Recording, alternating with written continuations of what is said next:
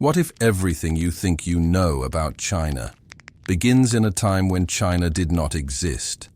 No borders, no emperors, no written words, only darkness, firelight and footsteps echoing through ancient valleys. Here is the bold claim. Chinese civilization did not suddenly appear. It was slowly shaped by hundreds of thousands of years of human survival, memory, and adaptation, long before anyone called themselves Chinese.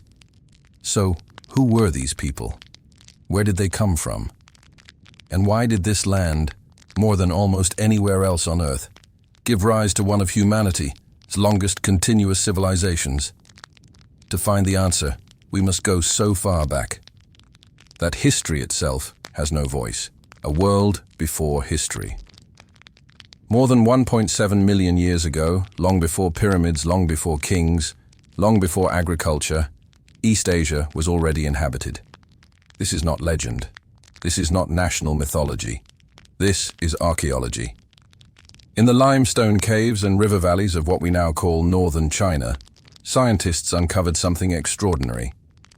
Stone tools, burned bones, ash layers, evidence of controlled fire, and then human remains. They belong to a species we now call Homo erectus, one of the earliest human ancestors ever discovered outside Africa. The Peking man. In the early 20th century, near Zhoukoudian, southwest of modern Beijing, archaeologists uncovered fossilized skulls and teeth. These remains were dated to approximately 770,000 years ago. The world would come to know them as Peking man.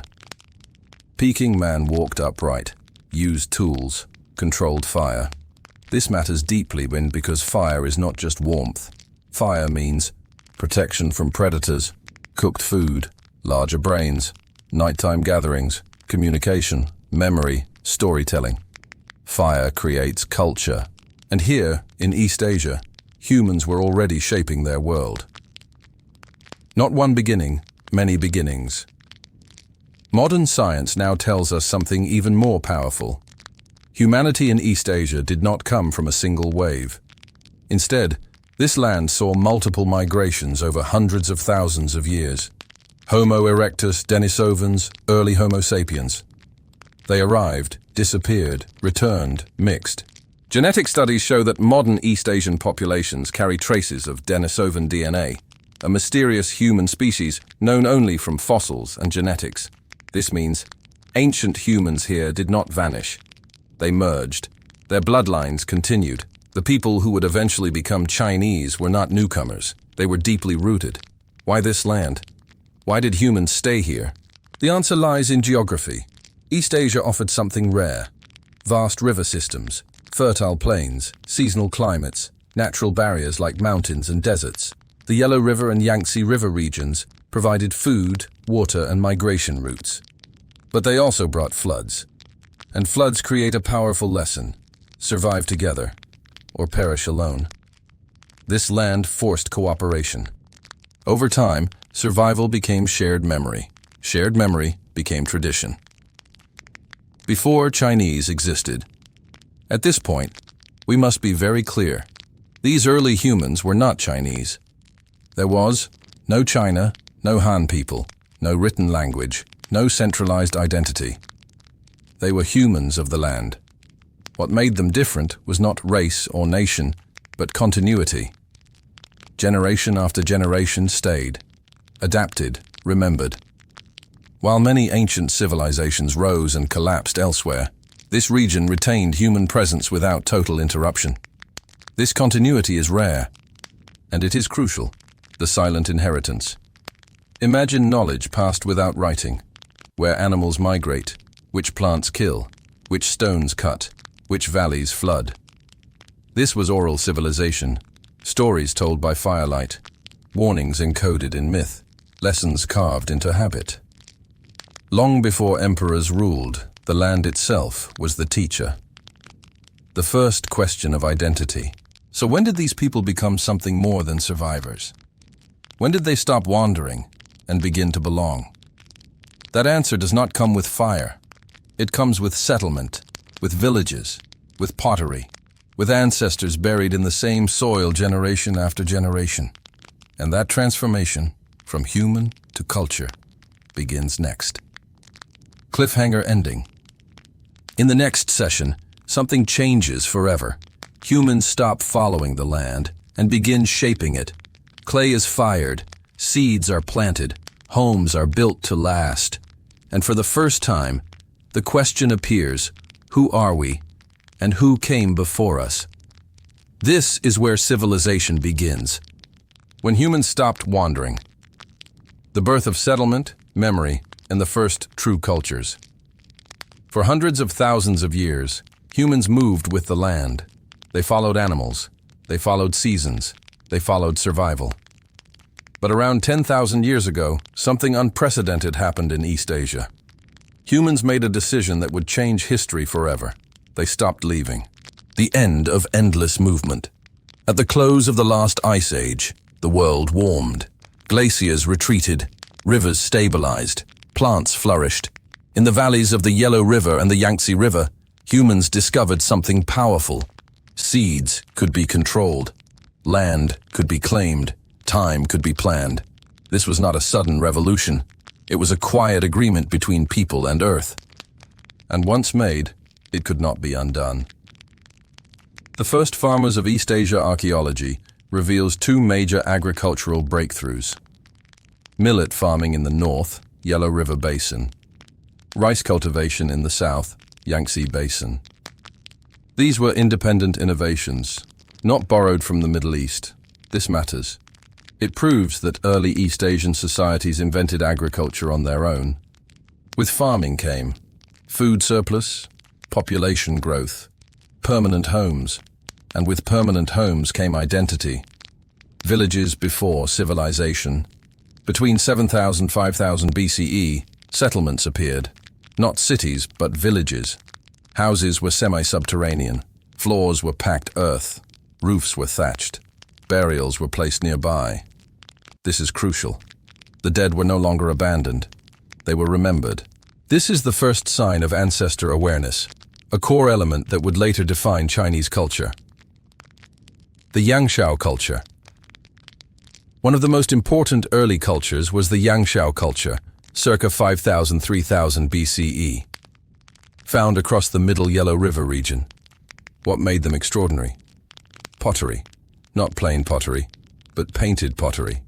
Geometric patterns, human faces, fish, spirals, symbols.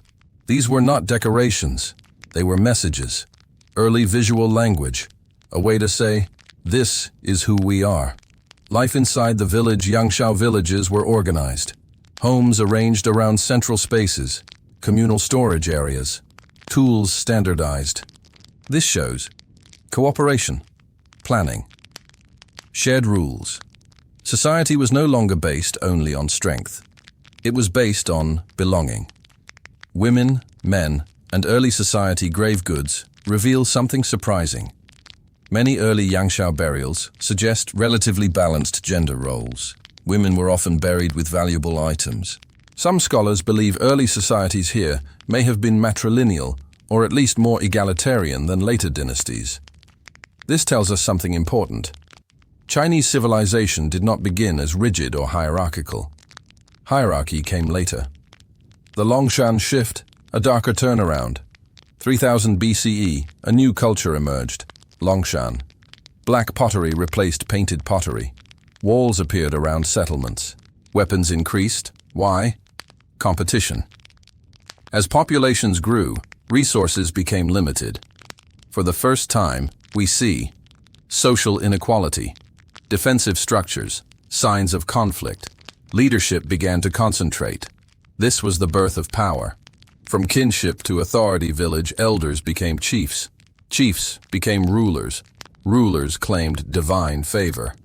Society was no longer equal, but it was becoming organized.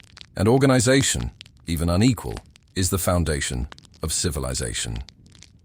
The first echo of China. At this stage, there was still no China, but there was something new: shared customs, shared tools, shared symbols, shared ancestors. Across vast regions, cultures were becoming recognizably related. not identical, but connected. This is the earliest root of what scholars call Huaxia, the cultural ancestors of later Chinese identity. Cliffhanger ending. Yet one question haunted these early societies. Who has the right to rule? Was power inherited from ancestors or granted by the heavens? The answer would give birth to the first dynasty. But did it truly exist? The rivers that created civilization, floods, memory, and the birth of sacred rule, opening transition. Every civilization is born beside water, but in this land, water was not a blessing alone. It was a threat, a destroyer, a god. The rivers of East Asia did not simply nourish early societies, they tested them. And from that test, a new idea emerged. To rule the land, one must first control chaos. The Yellow River, China's cradle and curse. The Yellow River, or Huaxia, flows across northern China. Its waters carry fine yellow silt, loess, fertile but unstable. Floods were frequent, channels shifted, entire villages vanished. Ancient people called it China's sorrow. But they stayed. Why? Because when the waters receded, the soil became unimaginably rich. Survival here demanded collective labor, engineering, leadership. One family alone could not tame a river. Only society could. The Yangtze, a different path. To the south, the Yangtze River offered another model. Rice thrived in wetlands. Flooding could be managed through paddies. Settlements grew dense. Here, cooperation was constant. Water levels had to be shared, canals maintained, fields coordinated. This produced a different rhythm of life, but the same conclusion. Civilization is not built by individuals, but by systems. Flood memory and cultural trauma. Across ancient Chinese texts, myths, and legends, one theme repeats: the Great Flood. This is not coincidence. Geological evidence confirms massive flooding events around 2200 BCE. Layers of sediment, destroyed settlements, rebuilt communities. Floods were not stories. They were remembered disasters, and memory demands explanation. Yu the Great, man or myth? Ancient tradition speaks of Yu the Great, a man who did not fight floods, but guided them. He dug channels, redirected water, worked for years without returning home. This story appears in later historical texts like the Shu Jing, Book of Documents. For centuries, scholars debated, was Yu real? Modern archaeology suggests large-scale flood control projects did exist. Coordinated labor across regions was happening. Leadership based on merit may have emerged. Yu may not be a single person. He may represent a system. The birth of moral leadership. In these stories, something new appears. Not just power, but virtue. Yu becomes ruler not because of bloodline, but because of service. This is revolutionary. It plants the seed for an idea that will dominate Chinese history. Authority must be justified, not by force alone, but by responsibility to the people. The Xia dynasty, history or memory? Tradition names Yu as the founder of the Xia dynasty, China's first. For a long time, there was no physical evidence. Then, archaeologists uncovered the Erlitou culture, circa 1900–1500 BCE. Urban layouts, palatial structures, bronze objects, elite burials. While no inscription names Xia, the timing and scale match ancient records. Many scholars now believe Erlitou represents the earliest dynastic state in China. Not myth, but remembered history, from culture to state. This is the turning point. Before, villages, tribes, shared customs. After, central authority, ritual centers, social classes. The land was no longer just lived on, it was ruled. The sacred justification of power rulers now claimed connection to ancestors, heaven, cosmic order. Flood control was no longer engineering, it was proof of legitimacy. If floods returned, rulers had failed. Cliffhanger ending. But memory alone is fragile. Stories change. Legends evolve. To rule forever, power needs something stronger than memory. It needs writing, and writing is about to be born. When history learned to speak bronze blood, and the first written words, opening transition. Memory can fade. Stories can change. But once words are carved into bone or metal, they become permanent. Around 1600 BCE, in the heart of the Yellow River Valley, something irreversible happens. Human thought leaves the mind and enters the material world. History gains a voice. The Shang dynasty emerges. The Shang dynasty is the first Chinese dynasty confirmed by direct archaeological evidence. Not legends, not later texts, but physical proof. Cities, palaces, royal tombs, weapons, and most importantly, writing, a civilization of bronze. The Shang were masters of bronze technology. Their bronze vessels were not merely tools, they were ritual objects, symbols of power, connections to the divine bronze required, mining, smelting, skilled artisans, central control. This tells us something crucial. The Shang state was highly organized. No village could produce this alone. The oracle bones. Then came the discovery that changed everything. Fragments of turtle shells and ox bones, etched with symbols. These are oracle bones. They were used for divination. Questions carved into bone. Will the harvest succeed? Should we go to war?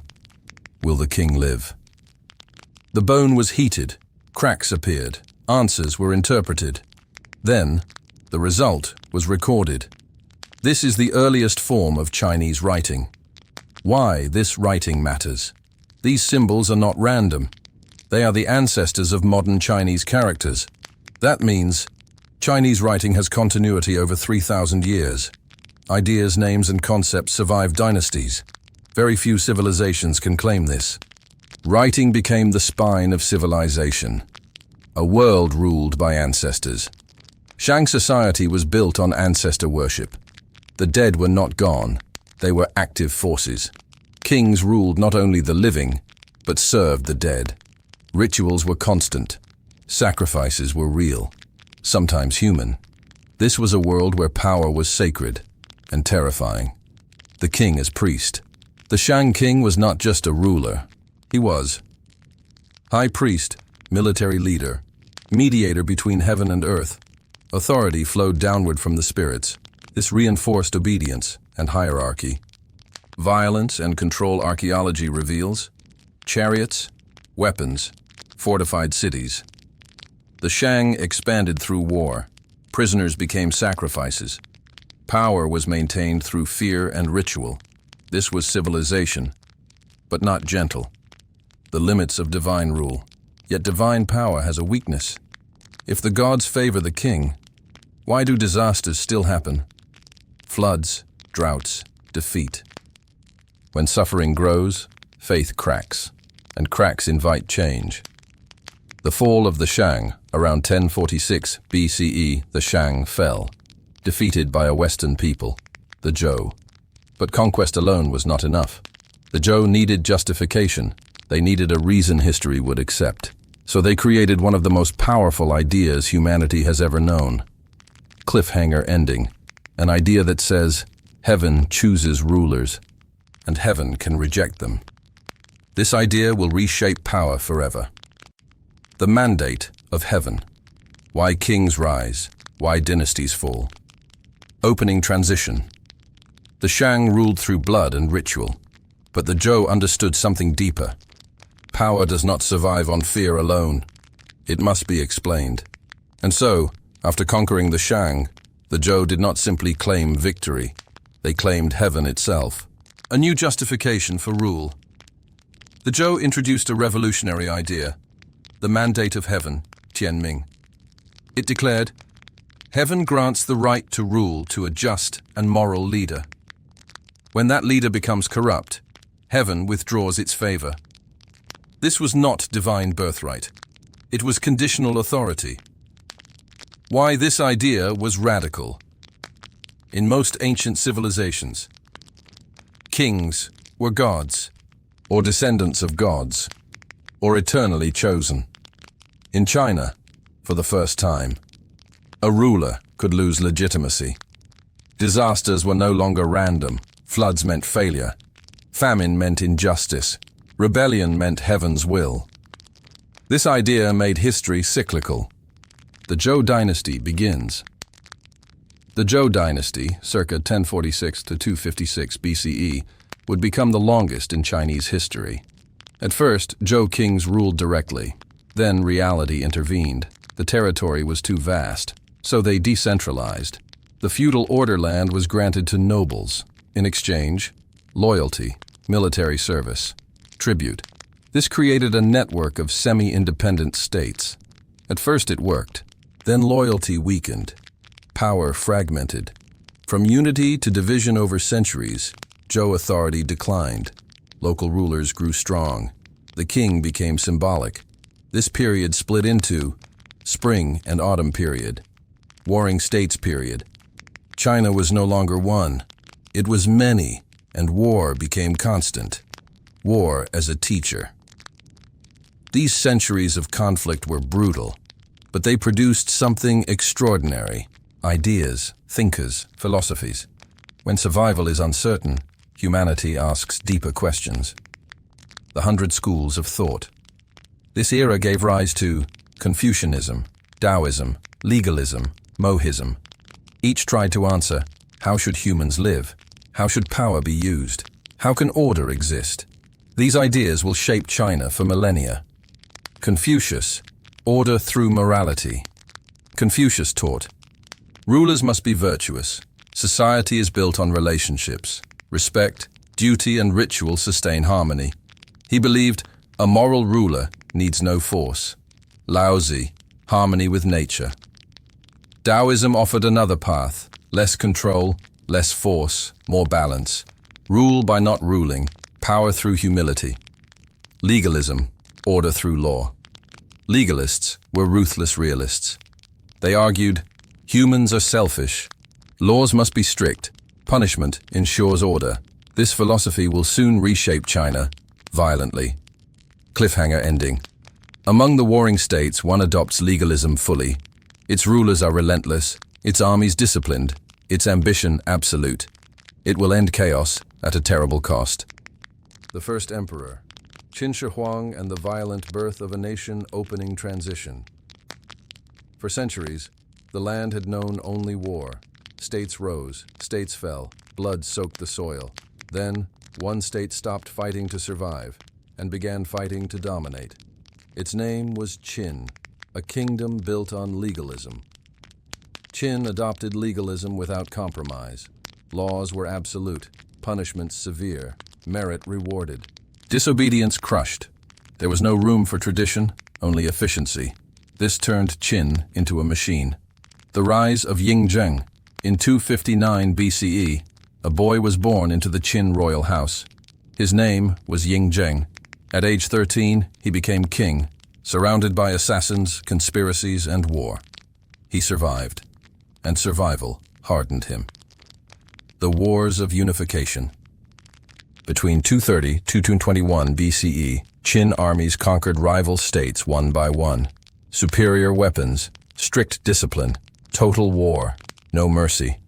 By 221 BCE, the wars ended. For the first time in history, the land was unified under a single ruler. The birth of China, Yingzheng took a new title, Qin Shi Huang, first emperor of Qin. He did not call himself king. Kings could fall. Emperors ruled history. Standardizing the world, Qin Shi Huang understood something vital. Unity requires sameness. He standardized writing system, weights and measures, currency, road widths, laws. People could now communicate across regions. This created cultural unity. The Great Wall begins, northern threats remained. So Qin connected and expanded walls built by earlier states. This became the foundation of the Great Wall. It was not one wall, it was a statement. Control through fear. The emperor tolerated no dissent. Books were burned, scholars executed. History itself was reshaped. Only what served the state was allowed to survive. The quest for immortality. Despite his power, Qin Shi Huang feared death. He sent expeditions seeking elixirs, consumed mercury, built an underground empire, the Terracotta Army, thousands of life-sized warriors buried with him. Each face unique, each weapon real, an army for the afterlife. Proof that even emperors feared what came next. Collapse as fast as rise. Qin rule was harsh, too harsh. After the emperor's death in 210 BCE, rebellion erupted. By 206 BCE, the dynasty fell. But something remained. The Qin legacy, though short-lived, Qin left.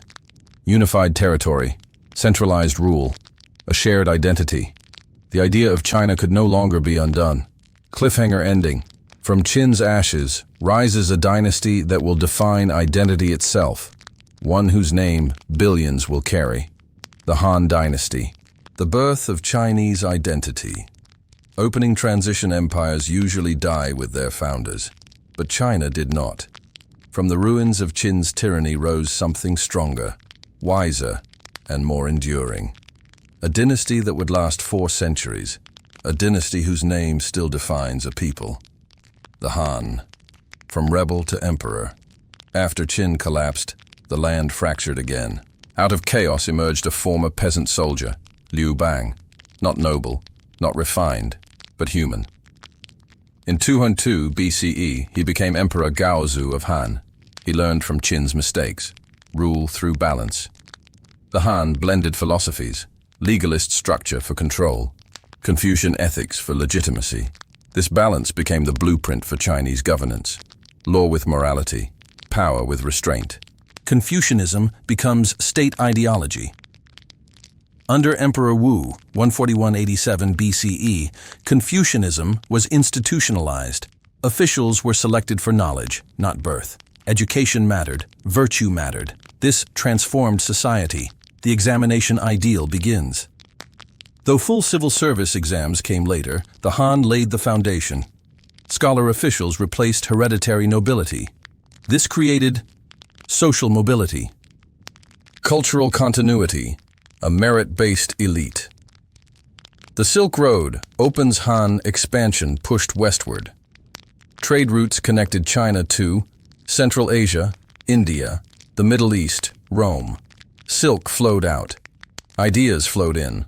China was no longer isolated. A shared cultural core. Under the Han, writing unified. History recorded. Ritual standardized people began to see themselves as part of one civilization. The term Han people emerged. It remains today. Technology and innovation Han China produced. Paper, early form, steel, advanced agriculture, seismographs. These were not luxuries. They strengthened state and society. The weight of size. But greatness carries strain. Corruption spread. Land concentrated. Peasant unrest grew. Power shifted to eunuchs and generals. The fall of Han. By 220 CE, the Han collapsed. China fractured once more. But unlike before, something endured. The Han legacy. Even in division, people remained. Culturally unified, linguistically connected, historically conscious. China survived without empire. Because it had become an identity. Cliffhanger. Ending. After Han, China enters centuries of chaos, yet out of division, invention accelerates. Ideas travel, faith changes, and the world will never be the same. An age of division, an age of ideas chaos, faith, and the transformation of civilization, opening transition. When empires fall, some civilizations vanish. China did not. Instead, it fractured, and then reinvented itself. From 220 CE onward, the land entered centuries of division. But something extraordinary happened in the chaos. Ideas traveled faster than armies. The 3 kingdoms, history and legend. After Han's fall, China split into Wei, Shu, Wu. This era became legendary. But behind the romance was brutal reality. Constant warfare. Population loss. Economic decline, yet culture endured. Migration and cultural fusion. Northern invasions forced millions south. Han Chinese mixed with local cultures.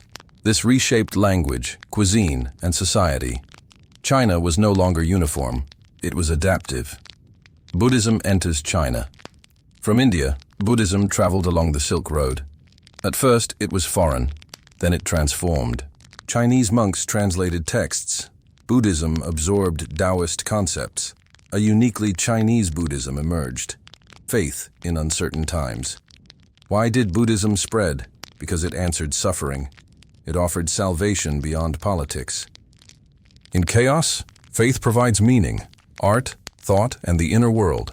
This era produced cave temples, Dunhuang, Yungang, landscape painting, poetry of withdrawal and reflection. The focus shifted inward. Technology advances quietly. Despite war, stirrup adoption changed warfare. Advances in medicine and mathematics, printing techniques emerged. Progress did not stop. It hid. Reunification approaches. By 589 CE, the Sui dynasty reunified China. Brief but transformative. Canals built, infrastructure laid, preparation for greatness. Cliffhanger ending. The stage is set. China is about to enter a golden age, an age of confidence, culture, and global influence. The golden age of empire Tang China, and the world comes east, opening transition. Imagine a city where dozens of languages are spoken, where traders from Persia, monks from India, envoys from Korea, and musicians from Central Asia walk the same streets. This city existed. Its name was Chang'an, and during the Tang dynasty, it was the greatest metropolis on earth. The rise of the Tang dynasty. After the brief Sui, the Tang dynasty rose in 618 CE. Strong emperors, efficient administration, Confucian governance refined, stability returned, confidence followed. Chang'an, a global capital. Chang'an was planned, cosmopolitan, multicultural foreign communities thrived, religions coexisted, Buddhism, Taoism, Nestorian Christianity, Islam. China was open. The Silk Road at its peak trade flourished. China exported silk, porcelain, tea. Imported horses, glass, music, ideas. The world was interconnected. Culture at its height. Tang poetry reached unmatched levels. Li Bai, Du Fu. Their works still define Chinese literature. Art became expressive, confident, human. Women and society. Tang women enjoyed unusual freedom. Empress Wu Zetian even ruled as emperor. This period challenged norms. Cracks in the Golden Age prosperity brought complacency. Corruption spread. Military power shifted to generals. The An Lushan Rebellion. In 755 CE, rebellion erupted. Millions died. The dynasty survived, but weakened. The Tang legacy. Though it declined, Tang influence spread across East Asia, Korea, Japan, Vietnam. Tang China became a model civilization. Cliffhanger ending. As Tang fades, innovation accelerates quietly. Commerce expands, technology advances, and the modern world begins to take shape. The Age of Invention. How China changed humanity without conquest. Opening transition. Some empires dominate by armies. Others conquer time itself. China did something rare. It transformed the future without leaving its borders. The Song dynasty rises after Tang's fall. China fragmented briefly. Then, in 960 CE, the Song dynasty emerged. Militarily weaker, intellectually unmatched. A commercial revolution. The Song economy exploded. Cities expanded. Markets flourished. Currency evolved. China became the world's first true commercial society. Paper and printing paper existed earlier. But Song China perfected woodblock printing and later movable type. Knowledge multiplied. Books became affordable. Education expanded. Gunpowder originally for rituals. Then weapons, fire lances, bombs. War would never be the same. The compass navigation changed forever. Sea trade expanded. The world grew smaller. Engineering and science Song China produced advanced mathematics, mechanical clocks, shipbuilding innovations, cities were lit, water systems refined, the scholar official ideal civil service exams matured, meritocracy strengthened, education became power. Why the Songfell innovation does not guarantee survival. External threats grew. Military weakness proved fatal. Cliffhanger ending. From the north, a new force arrives. Horsemen, unstoppable. They will reshape Eurasia. Under the rule of the horsemen, the Mongols, the Yuan dynasty, and a world-connected opening transition. From the cold grasslands of the north came a sound China had heard before. Hooves. But this time, they did not raid and retreat. They conquered everything, from Korea to Europe, from deserts to oceans, and China stood at the center of it all. The Mongol storm. In the early 13th century, Genghis Khan unified the Mongol tribes. What followed was unprecedented. Speed, discipline, psychological warfare. City after city fell. No wall was high enough. No army fast enough. The fall of the Song. The Mongols fought the Song for decades. It was the longest conquest in Mongol history. In 1279, Song resistance ended. China was fully conquered. For the first time in history, China was ruled entirely by foreigners. The Yuan dynasty Kublai Khan, grandson of Genghis, founded the Yuan dynasty in 1271. He ruled not as a nomad, but as an emperor of China. Capital, Dadu, modern Beijing. A divided society, Yuan society was stratified. 1. Mongols. 2. Central Asians. 3. Northern Chinese. 4. Southern Chinese, Han Chinese were excluded from top power. Resentment grew. A world without borders. Yet something remarkable happened. The Mongol Empire created Pax Mongolica. Trade routes were protected. Merchants traveled safely from Europe to China.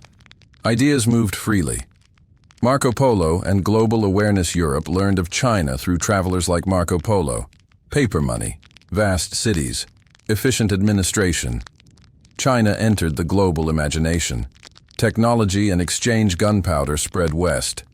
Printing reached new lands. The world accelerated. Why the UN fell foreign rule strained legitimacy. Natural disasters struck. Peasant revolts erupted. By 1368, UN rule collapsed. But the damage was not destruction. It was transformation. Cliffhanger ending China rises again. This time, determined never to be ruled from outside. It turns inward and builds walls, both physical and cultural. What made them Chinese? Continuity, memory, and the civilization that refused to die. Opening transition empires fall. Borders vanish, names change, yet something remained. For over 5,000 years, through conquest, famine, division, and rebirth, one civilization endured. Not because of blood alone, not because of land alone, but because of memory. China as an idea, not just a place. China was not born fully formed. It emerged gradually, from shared rituals, shared writing, shared history, shared moral systems. Dynasties changed, the civilization continued, the power of writing. Chinese characters preserved meaning across centuries. Spoken languages changed, the written word unified. A farmer and a scholar could share symbols. This was cultural glue. History as moral lesson. Chinese history was not just recorded, it was judged. Good rulers praised, bad rulers condemned. History became instruction. This reinforced the mandate of heaven. Family and ancestor veneration created continuity. The past was always present. To be Chinese was to belong to a lineage, personal and civilizational. Adaptation without erasure. China absorbed Buddhism, foreign rulers, new technologies, yet transformed them, not by resistance, but by integration. Unity, after division, repeated cycles, unity, collapse, reunification. Each time, identity strengthened. China learned how to survive itself. The human story beneath the empire. At its core, This was not a story of emperors. It was a story of farmers, artisans, scholars, families. Ordinary people carrying civilization forward. The final truth. The Chinese were not born in a moment. They became Chinese by staying, by remembering, by rebuilding, by believing that civilization is worth preserving. Closing reflection. So when we ask, where did China begin? The answer is not a dynasty, not a date, not a ruler. China began when humans chose to remain together on a difficult land and pass their memory forward. Who lived in East Asia before the Huaxia people emerged? Multiple waves of ancient humans and prehistoric cultures lived in East Asia for hundreds of thousands of years before the Huaxia people formed. The Huaxia were not the first people, but the first culturally unified civilization in the Yellow River region. Now let's break this down properly. The earliest humans in East Asia, 1.8 million, 40,000 years ago. 1. Homo erectus, early humans. Time, 1.8 million, 300,000 years ago. Evidence sites, Zhoukoudian, China, Lantian, Yuanmo. These were not Chinese, not a tribe, not a culture, but early humans. They walked upright, used stone tools, controlled fire, lived in caves and open sites. Peking Man is the most famous example. Why this matters? East Asia was not a late receiver of humanity. It was one of the earliest human habitats outside Africa. 2. Denisovans, a mysterious human species. Time, $300,000, 40,000 years ago. Known from DNA plus limited fossils. Denisovans lived across East and Southeast Asia. Modern East Asians, including many Chinese populations, carry Denisovan genetic traces. Meaning, these ancient humans did not disappear completely. They were absorbed genetically. 3. Early Homo sapiens, modern humans. Time, 50,000 years ago. Modern humans migrated into East Asia and, mixed with earlier populations, adapted to local environments, spread widely across the region. There was no single replacement event. It was gradual. A prehistoric cultures before Huaxia, 10,000, 3000 BCE. At this stage, we are no longer talking about species, but distinct human cultures. Important point. These people were not Huaxia, but they are the ancestors of later East Asian civilizations. 4. Northern hunter-gatherers, Yellow River region. Before farming, the north was populated by foragers, early tool makers, semi-settled communities they adapted to, cold winters, low plains, seasonal migration. These groups later transitioned into millet farming societies. 5. Southern wetland and river cultures, Yangtze region. In southern China, rice domestication began independently. Fishing and wetland adaptation dominated. Settlements formed earlier in some areas. These people were culturally distinct from the north. This is crucial. China had multiple cultural cores, not one origin point. 6. Neolithic cultures, not tribes but cultural worlds. Some major examples: Paleogang culture, north; Xishan culture, north; Hemudu culture, south; Daxi culture, south. Each had different housing, different food, different rituals. They did not see themselves as one people. 3. The people who became the Huaxia, see the 3000, 2000 BCE. So who were the Huaxia? The Huaxia were not a race. They were a cultural coalition formed in the central Yellow River Basin from the fusion of multiple Neolithic groups.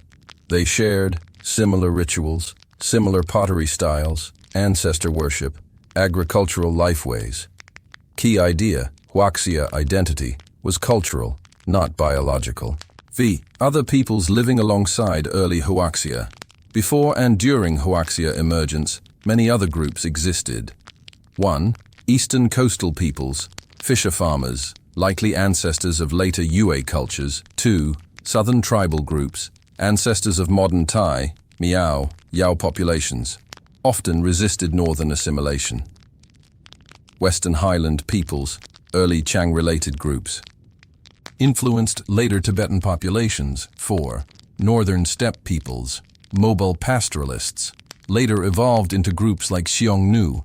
These groups were not primitive, just different. V. Why did Huaxia dominate? The Huaxia did not win because they were better.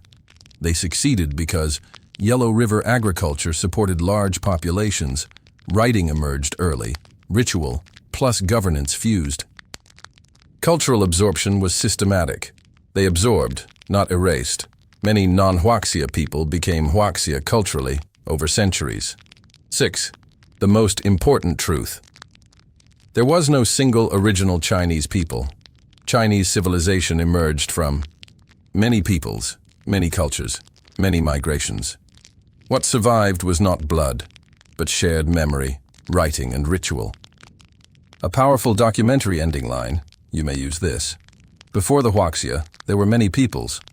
What made them Chinese was not origin, but the choice to remember together. Were early inhabitants genetically continuous with modern Han Chinese, or were there population replacements? Early inhabitants of East Asia were partly genetically continuous with modern Han Chinese, but there were multiple migrations, admixture events, and regional population changes, not a single uninterrupted lineage, and not a total population replacement. Genetic, archaeological, and fossil evidence together show the following. Modern Han Chinese descend primarily from early East Asian Homo sapiens populations who entered the region roughly 40,000 years ago. These early modern humans mixed with earlier archaic populations, including Denisovans, whose genetic traces are still detectable at low levels in many East Asian populations today. Earlier species, such as Homo erectus, contributed indirectly through long-term regional continuity, but did not remain as a separate population. There was no large-scale replacement of East Asian populations during the Neolithic period. Instead, farming cultures developed largely from local hunter-gatherers. Genetic studies show continuity between Neolithic populations of the Yellow River and Yangtze River regions, and later historical populations, indicating that agriculture spread mainly through cultural adoption and local population growth, not mass invasion by foreign farmers. However, there were significant regional migrations and admixture. Northern East Asia experienced repeated gene flow from steppe populations, especially during the Bronze Age and later periods, while southern China shows stronger genetic continuity with ancient southern East Asian and Southeast Asian populations. As northern agricultural societies expanded southward during the Qin Han period, extensive intermarriage occurred, creating the genetic structure seen in modern Han Chinese. The formation of the Han Chinese was therefore not a single ancestral line, but a gradual blending of northern and southern East Asian populations over several thousand years. This process intensified during imperial expansion, state-led migration, and population resettlement, particularly during the Han, Tang, and Song dynasties.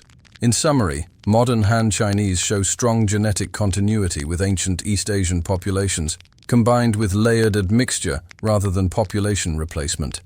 Chinese civilization emerged through assimilation and integration, not through the disappearance of earlier peoples. How did Homo erectus, Denisovans, and early Homo sapiens interact in East Asia? In East Asia, Homo erectus, Denisovans, and early Homo sapiens did not coexist as a single unified population, but they overlapped in time and space and interacted indirectly and directly through limited interbreeding, environmental succession, and cultural replacement. Homo erectus was the earliest long-term human population in East Asia, arriving around 1.8 million years ago. Fossil and archaeological evidence from sites such as Yuanmu, Lantian, and Zhoukoudian shows that Homo erectus lived in the region for hundreds of thousands of years. They used stone tools, controlled fire, and adapted to diverse environments. Over time, Homo erectus populations declined, likely due to climate shifts and competition, and they did not survive as a distinct population into the late Pleistocene. Denisovans appeared later, probably evolving from Homo erectus-related populations. They lived in parts of East and Southeast Asia between roughly 300,000 and 40,000 years ago. Although Denisovan fossils are rare, genetic evidence demonstrates that Denisovans were widespread and interacted with other human groups. Denisovans contributed small but measurable genetic input to later East Asian populations, indicating interbreeding rather than complete replacement.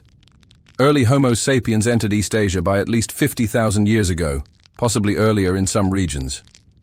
When modern humans arrived, Denisovans were still present in parts of Asia. Genetic studies show that early Homo sapiens interbred with Denisovans, leaving Denisovan genetic traces in modern East Asians. This interaction was limited in scale, but biologically significant. There is no evidence of direct cultural exchange between Homo erectus and Homo sapiens, as Homo erectus likely disappeared before sustained contact. Denisovans, however, overlapped with early Homo sapiens and interacted biologically, though their material culture remains poorly understood. Overall, East Asia experienced a long sequence of human occupation rather than a clean replacement. Homo erectus established early human presence. Denisovans represented a later archaic population adapted to the region, and Homo sapiens ultimately became dominant while absorbing small genetic contributions from earlier groups. The result was biological continuity with admixture, not extinction followed by total replacement. Did early East Asian cultures develop independently, or were they influenced by West Eurasia? Early East Asian cultures developed largely independently, but they were not completely isolated. Archaeological evidence shows independent origins of agriculture, pottery, and social complexity, followed later by limited and selective influence from West Eurasia, especially during the Bronze Age and afterward. In the early prehistoric period, before 3000 BCE, East Asian cultures evolved independently. Agriculture emerged separately in at least two core regions: millet farming in the Yellow River Basin and rice cultivation in the Yangtze River Basin. These developments occurred without evidence of direct influence from West Eurasian farming traditions, which were based on wheat, barley, and domesticated animals unfamiliar to early East Asia. Early pottery in East Asia also appears earlier than in many parts of West Eurasia, indicating local innovation rather than diffusion. Neolithic East Asian societies developed their own settlement patterns, ritual practices, and material cultures. Archaeological sequences show continuous local development from hunter-gatherer societies into farming villages, rather than sudden cultural replacement.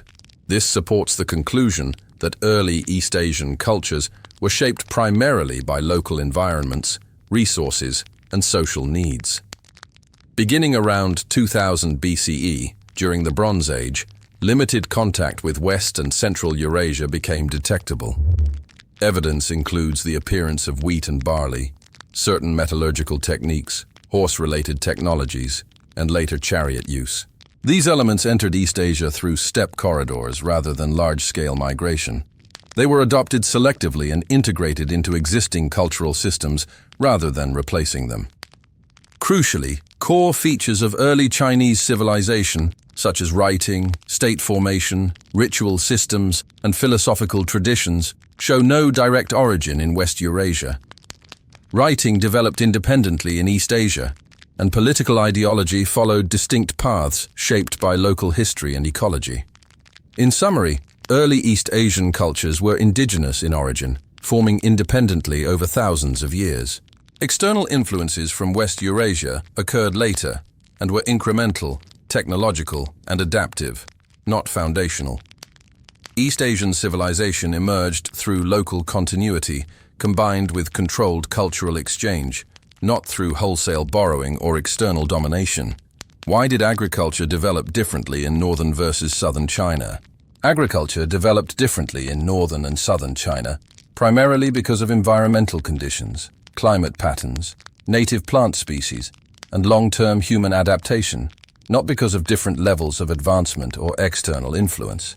In northern China, particularly the Yellow River Basin, the climate was cooler and drier, with pronounced seasonal variation. The region's lowest soil was fertile, but prone to erosion and flooding. These conditions favored the domestication of millet, a drought-resistant, fast-growing grain well-suited to short-growing seasons. Millet agriculture supported relatively mobile farming communities at first, and later enabled the growth of large, densely populated settlements, once flood control and land management improved. In southern China, especially the Yangtze River Basin, The climate was warmer, wetter, and more stable. Abundant rainfall and wetlands encouraged the domestication of rice, which requires intensive water management. Rice farming led to early development of irrigation systems, paddies, and cooperative labor. This produced communities that were often more sedentary and tightly organized around shared water control. These agricultural differences shaped society. Northern millet farming supported larger-scale territorial expansion and favored open-field cultivation, while southern rice farming demanded sustained local cooperation and complex land use planning. As a result, early northern societies tended toward expansive political structures, whereas southern societies developed dense, regionally focused communities. Importantly, both systems developed independently and locally, emerging from the interaction between humans and their environments. Over time, population growth and state expansion, especially during the Qin and Han periods, brought these regions into closer contact. Northern and southern agricultural traditions eventually merged into a single economic system, forming the foundation of later Chinese civilization. In summary, the divergence between northern and southern agriculture in China was driven by geography and climate, leading to different crops, farming methods, and social organization, all of which later combined to shape a unified but internally diverse civilization. Archaeological evidence separates myth from history in early China by providing physical, datable remains, settlements, tools, burials, inscriptions, and environmental data that can be independently verified, in contrast to later written traditions that blend memory, legend, and ideology. The clearest boundary between myth and history appears with the emergence of writing and stratified urban societies. Before writing, knowledge comes from material culture alone. After writing, archaeology can directly confirm names, events, and institutions. Key forms of evidence include 1. Stratified archaeological sites. Continuous occupation layers at sites such as Erlito, Anyang, and Zhengzhou show gradual social development rather than sudden legendary beginnings. These layers can be radiocarbon dated, establishing firm chronologies that either align with or contradict traditional accounts. 2. Urban layouts and state infrastructure. Large palatial foundations, road systems, workshops, and elite cemeteries demonstrate the existence of early states. For example, early Tu culture, c. Han 1900 to 1500 BCE, provides evidence of centralized authority and ritual activity consistent with early dynastic descriptions, even though no texts name it explicitly as Xia. 3. Bronze technology and craft specialization. Advanced bronze production, standardized vessel types, and controlled workshops indicate state-level organization. These features appear gradually and systematically, not as sudden achievements attributed to legendary rulers. 4. Oracle bone inscriptions, Shang Dynasty. Oracle bones from Anyang, c. 1250-1046 BCE, mark the firm transition from prehistory to history. They contain verifiable names of kings, rituals, wars, and dates, directly confirming the existence of the Shang dynasty as described in later texts. This is the earliest point where myth and archaeology fully converge. 5. Royal tombs and burial practices. Large, richly furnished tombs with human and animal sacrifices correspond to descriptions of early kingship and ancestor worship. These practices are materially observable and allow historians to evaluate which ritual descriptions are factual and which are symbolic exaggerations. 6. Environmental and geological evidence. Sediment layers and flood deposits help test legendary events, such as the Great Flood associated with Yu the Great. Evidence of large-scale flooding around 2200 BCE supports the reality of catastrophic floods, even if the legendary narrative is simplified or personified. 7. Absence of evidence where myth claims detail. For the Xia dynasty, traditional texts list rulers and events, but archaeology lacks inscriptions naming Xia. This gap indicates that Xia likely represents a historical memory of early state formation, preserved and later systematized into a dynastic narrative, rather than a fully documented historical dynasty. In summary, archaeology separates myth from history in early China by anchoring narratives to physical evidence, dates, and inscriptions. Myths often preserve real social experiences, such as floods, early rulership, and moral authority. But archaeology determines when, where, and how these experiences actually occurred.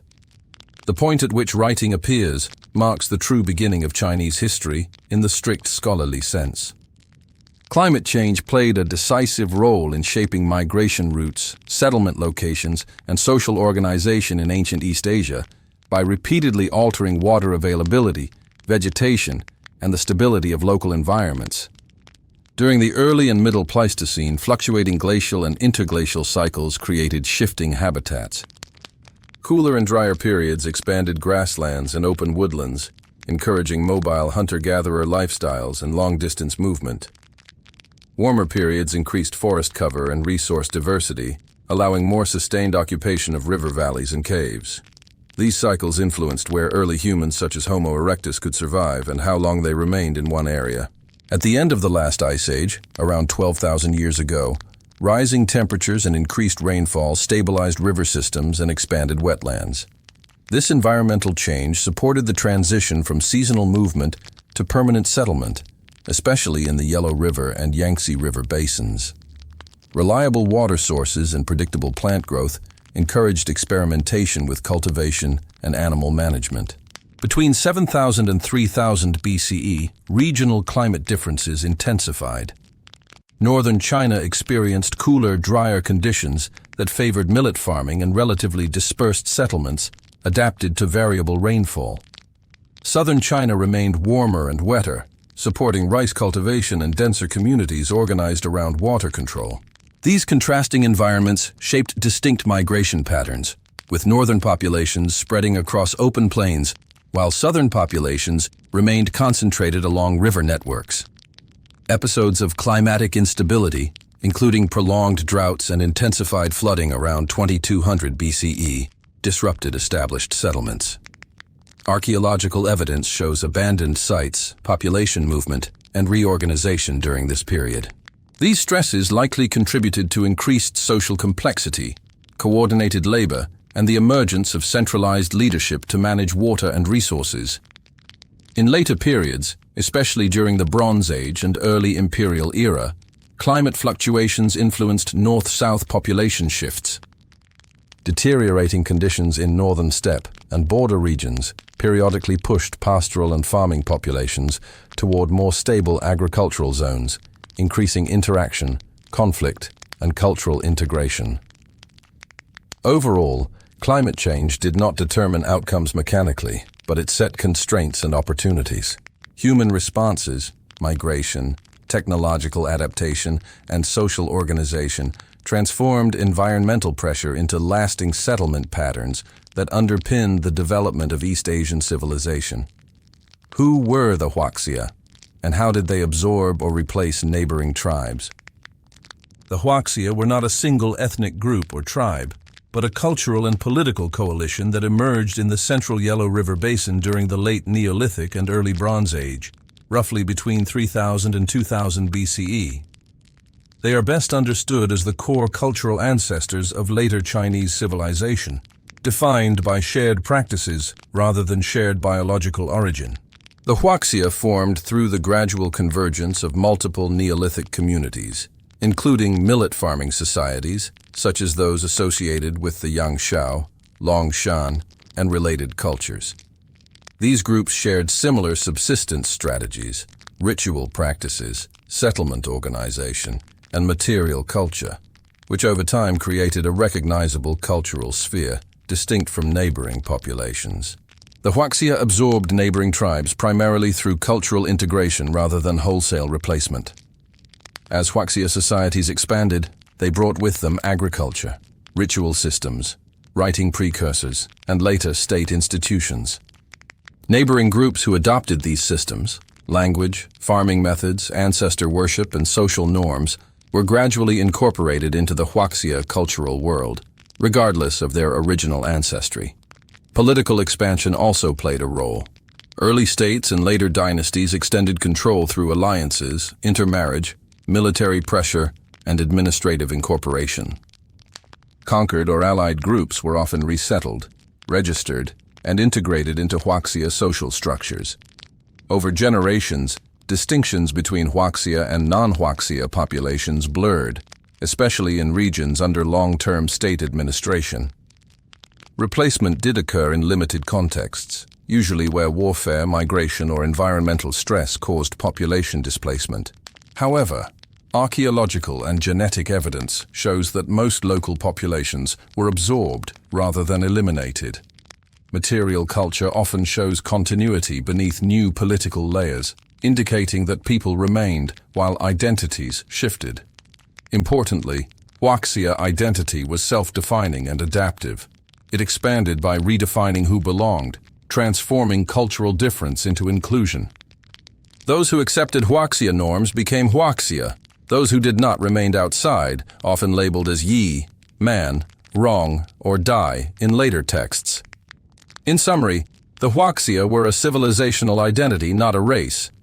Their dominance came from agricultural productivity, social organization, and cultural assimilation, allowing them to absorb diverse neighboring peoples and form the foundation of what later became known as the Chinese civilization. What tribes existed along China's frontiers before unification? Before the political unification of China in 221 BCE, the regions surrounding the Central Plains were inhabited by a wide variety of tribal and cultural groups, often referred to collectively in early texts as non-Huaxia, though these groups were internally diverse and culturally complex. Along the northern and northwestern frontiers, the most prominent groups were the Rong and Di, semi-nomadic or mixed agropastoral peoples living along the Loess Plateau and steppe margins. Farther north and northeast were the Donghu, an early confederation associated with steppe cultures and later ancestral to groups such as the Xianbei and Wuhuan. These societies relied on herding, hunting, and limited farming and maintained frequent contact, both trade and conflict, with Central Plains states. To the western frontiers, in the Gansu corridor and beyond, lived various groups, often linked to early Chang peoples. They practiced pastoralism combined with farming in river valleys and were key intermediaries in early long-distance exchange networks connecting East Asia with Central Asia. In the southern regions, particularly along the Yangtze River and further south, lived the diverse peoples later grouped under the name Baiyue, 100 Yue. These included many distinct societies adapted to riverine, coastal, and subtropical environments. They practiced wet rice agriculture, fishing, and maritime trade, and their cultures differed significantly from those of the northern plains. In the southwestern regions, including modern Yunnan, Guizhou, and Sichuan, lived groups associated with the Ba, Shu, and various Tibeto-Burman-speaking communities. These societies developed independently, with unique bronze traditions, religious practices, and local political systems. In the northeast, beyond the Central Plains, lived peoples associated with early forest and river cultures, including groups ancestral to later Tungusic and Koreanic populations. Their economies combined hunting, fishing, and limited agriculture. These frontier tribes were not isolated. They traded goods, exchanged technologies, intermarried, and sometimes fought with Central Plains states. Over time, many were absorbed into expanding Chinese states, while others maintained distinct identities for centuries. In summary, before unification, the land surrounding early China was a mosaic of tribal societies, each shaped by its environment. Chinese civilization emerged not in isolation, but through continuous interaction with these neighboring peoples, whose influence persisted even as political control expanded. Were early Chinese people a single ethnic group or a coalition of tribes? Early Chinese people were not a single ethnic group, but a coalition of many tribes and regional populations that gradually formed a shared cultural and political identity over thousands of years. Archaeological evidence from Neolithic and Bronze Age China shows multiple distinct regional cultures, such as Yangshao, Dawenku, Longshan, Liangzhu, Hongshan, and others, each with its own pottery styles, burial customs, subsistence strategies, and social structures. These cultures were inhabited by different communities with diverse local traditions, not by a unified people. What later became Chinese identity emerged through long-term interaction, including trade, intermarriage, migration, conflict, and alliance building among these groups.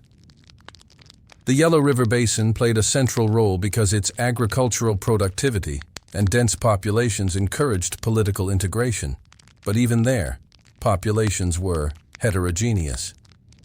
The concept of a unified people developed alongside state formation and shared cultural practices. Common rituals, ancestor worship, early writing systems, and political institutions provided a framework that connected diverse communities. Acceptance of these shared norms mattered more than ancestry. Groups who adopted these practices were gradually incorporated into the cultural sphere later identified as Huaxia, and eventually Han. Genetic studies support this view. Modern Han Chinese populations show regional genetic diversity, reflecting ancient population mixing rather than descent from a single ancestral tribe. There is continuity with earlier local populations, combined with repeated episodes of migration and assimilation. Ethnic boundaries in early China were fluid, not fixed. Identities shifted over time, especially as states expanded and absorbed neighboring groups. Labels such as Huaxia described cultural belonging rather than biological descent. In summary, early Chinese people emerged as a multi-tribal coalition, unified by shared culture, language traditions, and political organization. Chinese civilization was built through integration rather than uniform origin, making diversity a foundational element of its earliest history. How did language unify diverse peoples into one civilization? Language unified diverse peoples into one civilization in early China by serving as a shared medium of administration, ritual, and cultural transmission, rather than as a marker of common biological ancestry. In the early stages, many languages and dialects were spoken across East Asia. What created unity was not a single spoken language, but the gradual emergence of a common written tradition. The development of Chinese characters allowed communication across regions where spoken speech differed. This script represented meaning rather than sound alone, making it adaptable to multiple dialects and languages. The earliest fully attested writing appears during the Shang dynasty on oracle bones. These inscriptions standardized key concepts related to governance, religion, timekeeping, and kinship. Writing became a tool of state power, record-keeping, and ritual, reinforcing shared norms across different populations. As states expanded, especially during the Zhou and later imperial periods, language was actively used to integrate populations. Administrative texts, laws, ritual manuals, and historical records promoted common values and political legitimacy. Local elites learned and used the written language to participate in governance, linking regional societies to the central state. Spoken languages remained diverse, but over time, repeated interaction and political integration encouraged convergence. The prestige dialects of political centers influenced surrounding regions, while education systems trained officials in a standardized literary language. This process created cultural unity without erasing linguistic diversity. Language also shaped identity through shared narratives. Historical texts, genealogies, and moral teachings framed a common past and collective destiny. By learning and transmitting these stories, diverse groups came to see themselves as part of a single civilization. In summary, language unified early China not by eliminating difference, but by providing a shared written system and cultural vocabulary. This allowed many peoples to communicate, govern, and remember together, transforming diversity into a durable civilizational identity. Why did some tribes become Chinese, while others remained distinct? Some tribes became Chinese, while others remained distinct because Chinese identity was cultural and political, not biological, and incorporation depended on geography, interaction, and willingness or ability to integrate into expanding state systems. Tribes that lived within or near the Central Plains were more likely to be absorbed. Proximity meant frequent contact through trade, intermarriage, warfare, and shared environmental challenges. Over time, These groups adopted Central Plains agriculture, social norms, ritual practices, and political institutions. As generations passed, cultural differences diminished and identity shifted. Adoption of state structures was crucial. Tribes that accepted administrative systems, such as registration, taxation, conscription, and law, were incorporated into the political order. Learning the written language, participating in official rituals, and recognizing central authority allowed these groups to become part of the emerging Chinese world. Economic integration also mattered. Groups that shifted toward sedentary agriculture compatible with the Central Plains economy found it easier to integrate. In contrast, highly mobile pastoral or maritime societies often maintained distinct lifestyles that limited assimilation. Some tribes remained distinct due to geography. Mountainous regions, dense forests, deserts, and distant frontiers reduced sustained contact and state control. These environments allowed local cultures to persist with limited external interference. Political resistance played a role as well. Certain groups chose to preserve autonomy through migration, military resistance, or the maintenance of separate social systems. Even when interacting with Chinese states, they retained distinct identities for centuries.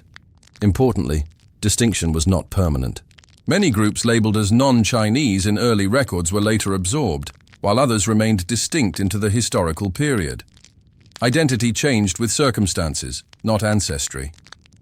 In summary, tribes became Chinese through long-term cultural adoption, political incorporation, and economic integration. Those who remained distinct did so because of distance, environment, lifestyle, or resistance, not because of immutable ethnic boundaries. How did intermarriage shape early Chinese society? Intermarriage played a fundamental role in shaping early Chinese society by acting as a mechanism of political integration, cultural transmission, and population blending, rather than as a purely personal or familial practice. In early China, marriage was often used as a political tool. Alliances between tribes, clans, and emerging states were reinforced through marriage ties. By marrying into neighboring groups, elites reduced conflict, secured loyalty, and created networks of obligation. These alliances helped stabilize expanding political entities and facilitated the incorporation of diverse populations. Intermarriage also accelerated cultural assimilation. Families formed across cultural boundaries shared languages, rituals, farming practices, and social norms.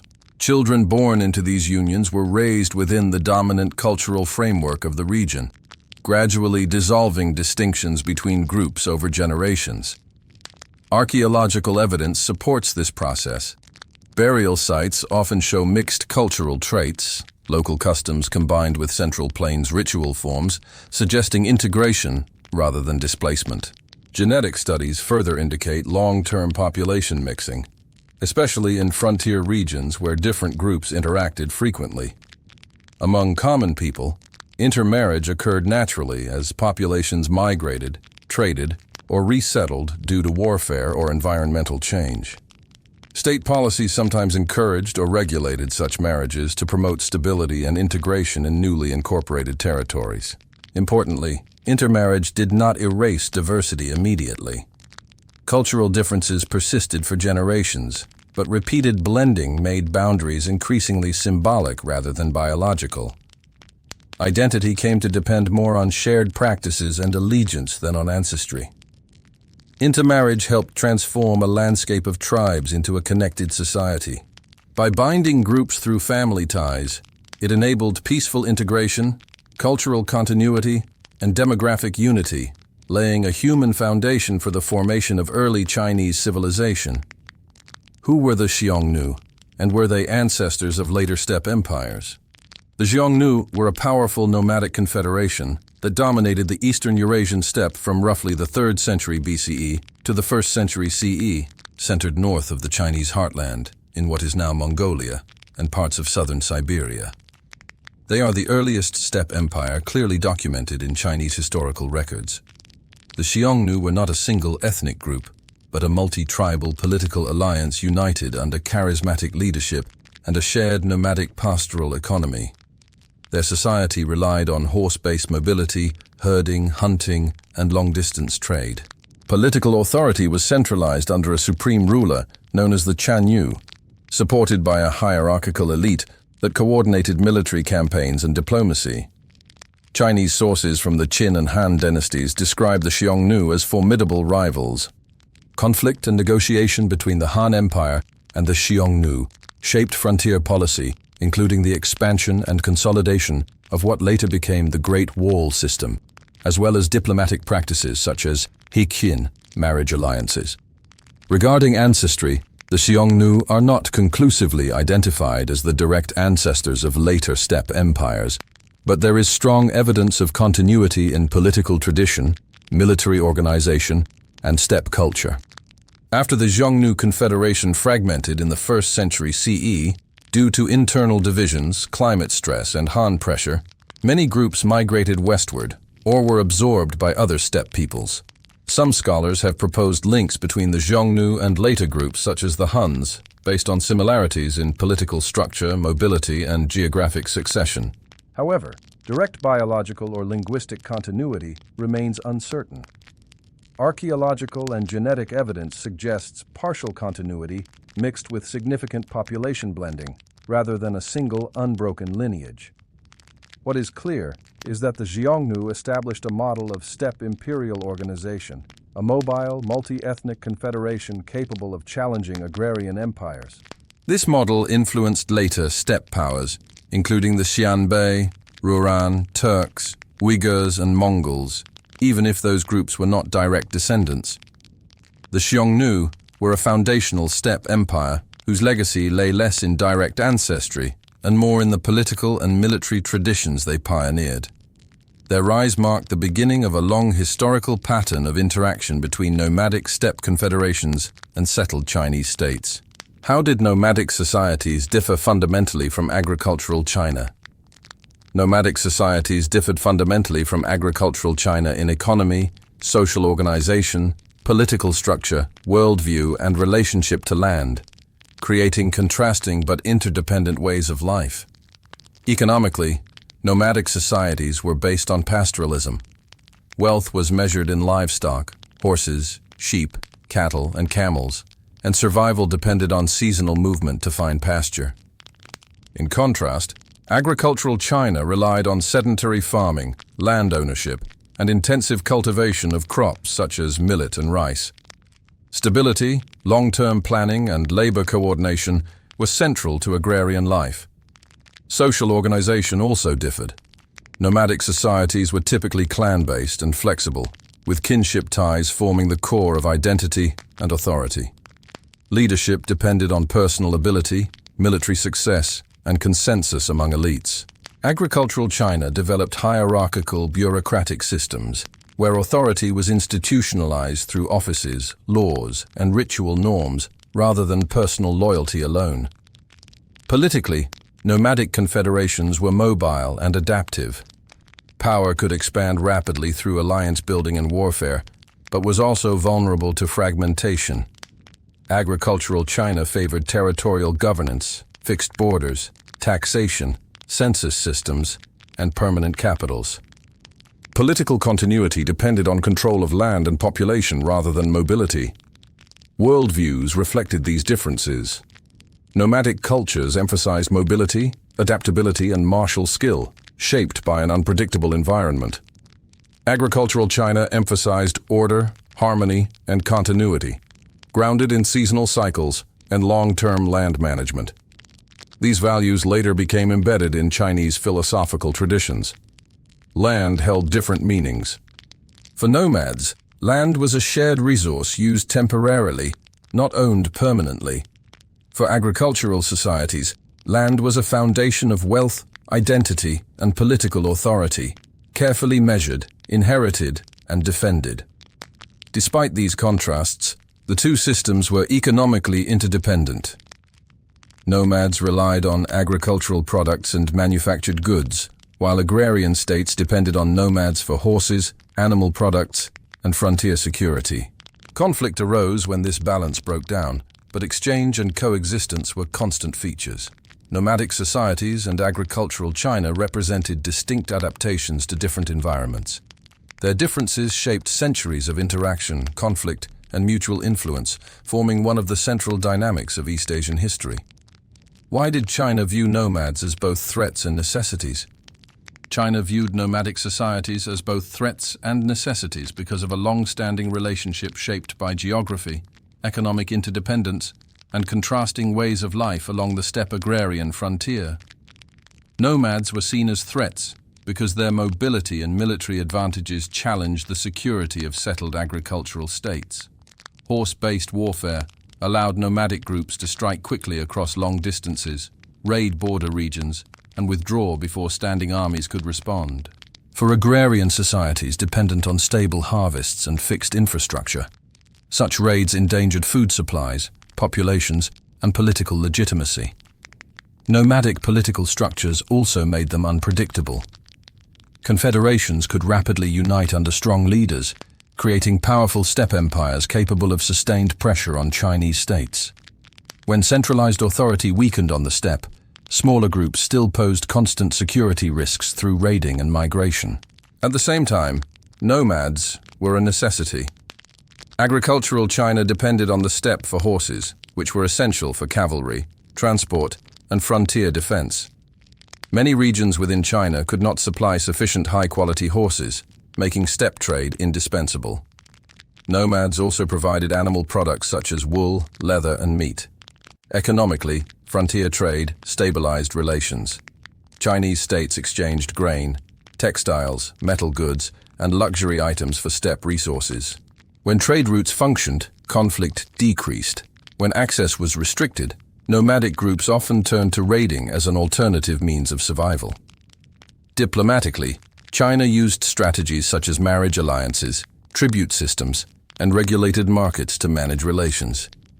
These policies acknowledged nomadic power and sought to integrate it into a controlled framework, rather than eliminate it entirely. Ideologically, the contrast between sedentary order and mobile life reinforced perceptions of difference. Nomads were labeled as outsiders, yet their skills and resources were recognized as essential to state survival. This dual perception produced a frontier policy balancing defense, diplomacy, and exchange. China viewed nomads as threats because of their military mobility and political volatility, but as necessities because of economic dependence and strategic realities. This tension shaped centuries of policy, warfare, and cooperation along China's northern and western frontiers. How did trade and war coexist along China's borders? Trade and war coexisted along China-AS borders because both were tools for managing the same frontier relationship, a relationship shaped by economic interdependence, unequal resources, and competing political systems. Along the steppe agrarian frontier, China and neighboring societies needed each other. Agricultural states produced grain, textiles, metal goods, and luxury items, while border peoples, especially nomadic groups, supplied horses, livestock, animal products, and access to long-distance exchange routes. Trade reduced conflict by meeting material needs on both sides. However, trade was politically controlled, not free. Chinese states regulated border markets, tribute missions, and diplomatic exchanges. When trade was restricted, suspended, or manipulated for political pressure, frontier groups often turned to raiding or warfare as an alternative means of survival and leverage. Thus, war frequently followed the breakdown of trade. War and trade also operated simultaneously. Even during periods of military conflict, unofficial exchange, smuggling, and negotiated markets continued along the borders. Archaeological evidence shows foreign goods moving across frontiers even in times officially recorded as hostile. Warfare disrupted exchange, but rarely eliminated it. From the Chinese perspective, war was used to force favorable trade conditions, secure borders, or weaken hostile confederations. From the frontier society's perspective, military pressure was often a way to reopen trade access, extract tribute, or renegotiate political status. Border regions became hybrid zones where soldiers, merchants, diplomats, and migrants interacted daily. Fortresses and walls were built not only for defense, but also to channel and supervise trade. Markets were often placed near military installations, reflecting the inseparability of commerce and security. Over time, repeated cycles of conflict and exchange created long-term patterns of interaction. War established boundaries of power. Trade stabilized relationships within those boundaries. Neither could function alone for long. Trade and war coexisted along China's borders because they were two sides of the same frontier system. Economic necessity drove exchange, political control shaped access, and military force enforced or renegotiated the terms. Together, they structured centuries of border interaction rather than representing opposite states of peace and conflict. What role did marriage alliances play between China and frontier peoples? Marriage alliances played a significant role between China and frontier peoples as a diplomatic instrument designed to manage conflict, stabilize borders, and integrate rival groups into a broader political order. Chinese states, especially during the Han Dynasty, used marriage alliances, known as heqin, to establish formal relationships with powerful frontier confederations such as the Xiongnu. By marrying imperial or noble women into frontier ruling families, Chinese courts sought to create kinship ties that would discourage raids and encourage cooperation. These marriages symbolized recognition and negotiation, not submission. For frontier leaders, receiving a bride from a Chinese ruling house enhanced prestige and legitimacy. For Chinese rulers, the alliance bought time, reduced military pressure, and opened channels for diplomacy and regulated trade. Marriage alliances were often accompanied by material exchanges, including silk, grain, and luxury goods. These exchanges functioned as economic incentives to maintain peace. When such flows stopped or were perceived as unequal, alliances weakened and conflict often resumed. Despite their intent, marriage alliances rarely ensured permanent peace. Nomadic political structures were fluid, and leadership changes could quickly invalidate previous agreements. Additionally, Chinese elites sometimes viewed these marriages as humiliating concessions, leading to internal opposition and policy reversals. Beyond formal state alliances, intermarriage also occurred at local and frontier levels, binding communities through family ties. These unions facilitated cultural exchange, language transmission, and long-term integration of frontier populations into Chinese society. Marriage alliances served as a strategic bridge between China and frontier peoples. They reduced conflict, legitimized diplomacy, and enabled economic exchange. But they were temporary solutions within a frontier system characterized by shifting power and enduring mutual dependence. How did Chinese texts portray outsiders, and how accurate were they? Chinese texts portrayed outsiders through a lens shaped by cultural self-definition, political ideology, and administrative needs, rather than by objective ethnography. As a result, these portrayals were partially accurate, but heavily simplified and biased. Early Chinese sources classified neighboring peoples using broad categories such as Yi, Man, Rong, and Di. These labels did not describe specific ethnic groups in a modern sense, but rather cultural position, how closely a group conformed to Central Plains norms of agriculture, ritual, language, and governance. Outsiders were defined by difference, not by detailed observation. These texts often emphasized traits that contrasted with Chinese ideals. Outsiders were described as mobile, violent, or lacking proper ritual and moral order. Such portrayals reinforced the idea that Chinese civilization represented stability and virtue, while frontier societies existed outside this moral framework. This served to justify political expansion and cultural assimilation. However, the texts were not entirely fictional. Many descriptions reflect real differences in subsistence, clothing, housing, and warfare styles. Nomadic groups did rely on herding and mobility. Southern societies did practice rice agriculture and river-based livelihoods. The inaccuracies lay in generalization and moral judgment, not in the existence of difference itself. Chinese texts also tended to freeze identities. Groups were portrayed as static, even though archaeological and historical evidence shows constant change, migration, and internal diversity. A single label might be applied to different peoples over centuries, obscuring their distinct histories. When outsiders adopted Chinese practices, settled farming, state administration, written language, they often disappeared from the texts as barbarians and reappeared as local Chinese populations. This shift reveals that textual categories were cultural and political, not biological. Chinese texts portrayed outsiders in ways that were selectively accurate but ideologically framed. They recorded real interactions and differences, but filtered them through a worldview that emphasized Chinese centrality and moral order. To understand frontier peoples accurately, these texts must be read alongside archaeology, linguistics, and comparative history.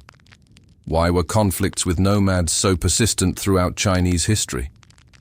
Conflicts with nomadic societies were persistent throughout Chinese history because they arose from structural differences in economy, environment, and political organization, rather than from temporary hostility or misunderstanding.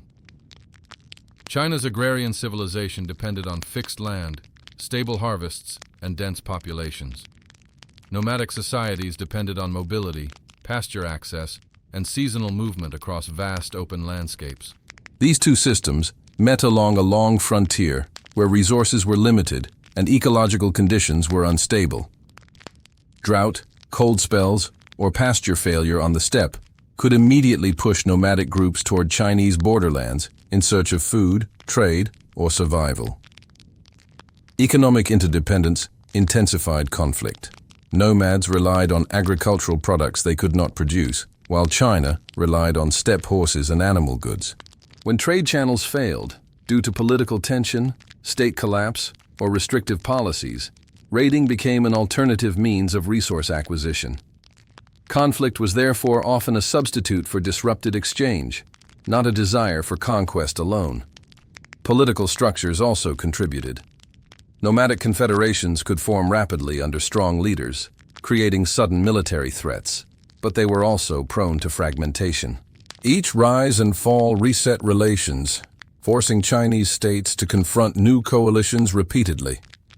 There was no single enduring counterpart with whom permanent peace could be established. Geography reinforced this cycle. The northern frontier lacked natural barriers, making it difficult to seal off completely. Walls and fortifications slowed movement, but could not eliminate contact. Mobility ensured continued interaction, whether peaceful or violent. Ideological differences sustained tension. Chinese political thought emphasized order, hierarchy, and territorial sovereignty, while nomadic societies valued autonomy and flexible authority. These values shaped incompatible expectations about borders, submission, and control. Finally, expansion on both sides ensured ongoing friction. As Chinese states expanded northward or westward, and nomadic groups expanded or migrated southward, zones of contact shifted but never disappeared. Conflicts with nomads persisted because they were rooted in ecological realities, economic dependence, and contrasting social systems. These forces remained constant across dynasties, making frontier conflict a recurring feature of Chinese history rather than an anomaly. Was the Great Wall defensive, symbolic, or political? The Great Wall was defensive, political, and symbolic at the same time, with its primary function and meaning changing across different periods of Chinese history. From a defensive perspective, the wall system was designed to delay, deter, and control movement, not to make China completely impenetrable. Walls, watchtowers, beacon systems, and garrisons slowed raids, protected agricultural zones, and gave defenders time to mobilize. They were especially effective against small-scale incursions rather than large, organized invasions.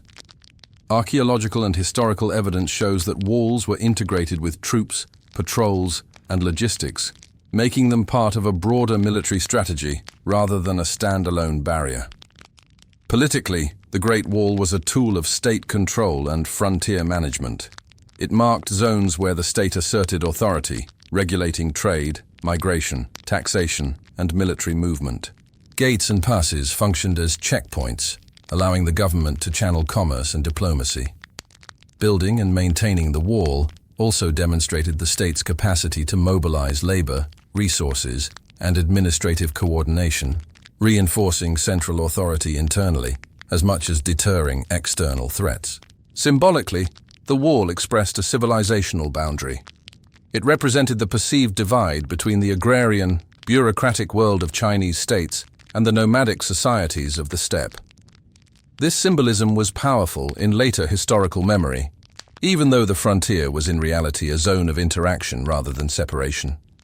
The wall came to embody ideas of order, stability, and cultural identity, especially in later dynasties such as the Ming. Importantly, the Great Wall was not a single continuous structure built at one time. Different states and dynasties constructed, abandoned, rebuilt, or shifted walls according to political needs and military realities. Periods of strong diplomacy and trade reduced reliance on walls, while times of instability increased wall construction. The Great Wall was never only defensive. It functioned simultaneously as a military system, a political instrument for managing borders, and a symbolic statement about authority and identity. Its enduring significance lies in how it reflected the changing relationship between China and its frontiers over more than 2 millennia. How did steppe warfare reshape Chinese military strategy? Steppe warfare reshaped Chinese military strategy by forcing Chinese states to adapt to highly mobile, cavalry-based combat, transforming army organization, technology, logistics, and frontier policy over centuries. Early Chinese armies were primarily infantry-based, optimized for defending settlements and fighting other agrarian states. Steppe opponents, however, relied on horse archers, rapid movement, feigned retreats, and flexible formations. These tactics exposed the limitations of slow-moving infantry and rigid battlefield doctrine. In response, Chinese states developed cavalry forces, especially from the Han Dynasty onward. This required acquiring large numbers of horses from the steppe, reforming recruitment and training, and integrating mounted archers into the army. Chinese military manuals and command structures evolved to emphasize mobility, reconnaissance, and rapid response. Weaponry and equipment also changed. The widespread adoption of composite bows, better armor, saddles, and eventually stirrups improved Chinese effectiveness against nomadic forces. Fortifications were redesigned to support mobile defense, with beacon towers and relay systems enabling fast communication across long distances. Logistics became a central concern. Sustaining cavalry required secure supply lines, pasture access, and grain transport to frontier garrisons. This led to the establishment of military colonies, frontier farms, and permanent border commands that combined civil and military authority. Strategically, Chinese states shifted from purely defensive measures to layered frontier systems. These included diplomacy, trade regulation, intelligence gathering, alliance building with rival steppe groups, and preemptive campaigns to disrupt emerging confederations. War was increasingly combined with political management of the steppe rather than direct conquest alone. Steppe warfare also influenced command philosophy. Flexibility, delegated authority, and adaptive tactics gained importance, contrasting with earlier emphasis on ritualized battle and centralized control. Sustained conflict with steppe societies compelled China to modernize its military structure, adopt cavalry and mobile tactics, and integrate military strategy with diplomacy and frontier administration. These adaptations permanently altered Chinese warfare and statecraft. Why did Chinese culture spread peacefully in some regions and violently in others? Chinese culture spread peacefully in some regions and violently in others because methods of expansion depended on local conditions, including population density, economic compatibility, political resistance, and geographic accessibility. Peaceful expansion occurred where local societies could be integrated economically and administratively. In regions with established farming communities, similar subsistence patterns, and existing social hierarchies, Chinese institutions could be introduced gradually. Trade, intermarriage, education, and administrative incorporation allowed local elites to adopt Chinese language, rituals, and governance in exchange for status and stability. Over generations, cultural change occurred without large-scale violence. Violent expansion occurred where economic systems and lifeways were incompatible. Nomadic pastoralists, forest dwellers, or maritime societies, often relied on mobility and autonomy that conflicted with sedentary administration, taxation, and land registration. Incorporating these groups required force to break resistance, relocate populations, or impose control over territory and resources. Population pressure also mattered. When expanding states needed land for settlers or military colonies, displacement and conflict were more likely. In contrast, areas where population was sparse or where integration did not threaten local subsistence patterns saw less resistance. Geography shaped outcomes. River valleys and plains facilitated gradual penetration by administration and trade, while mountains, deserts, and jungles limited control and encouraged prolonged conflict. Difficult terrain allowed local societies to resist or avoid assimilation. Political context played a role. During periods of strong central authority, expansion could be systematic and managed through law and bureaucracy. During times of instability, expansion often took the form of military conquest and coercion, leaving deeper scars and resistance. The distinction between peaceful and violent spread is not absolute. Many regions experienced both phases. Initial conflict, followed by long-term integration through cultural adoption and intermarriage. In summary, Chinese culture spread peacefully where integration aligned with local interests and environments, and violently where economic incompatibility, resistance, or strategic necessity made coercion the primary tool. Expansion reflected practical adaptation, not a single uniform policy. How did Korea and Japan adapt Chinese systems without becoming Chinese? Korea and Japan adapted Chinese systems without becoming Chinese because they selectively adopted institutions and ideas while preserving local political authority, language, and identity. Adoption was strategic, not assimilative. Both regions encountered Chinese civilization as a prestigious and powerful model, offering advanced tools of governance, writing, law, bureaucracy, calendar systems, and political philosophy. Korean and Japanese elites adopted these systems to strengthen their own states, not to dissolve them into a Chinese order.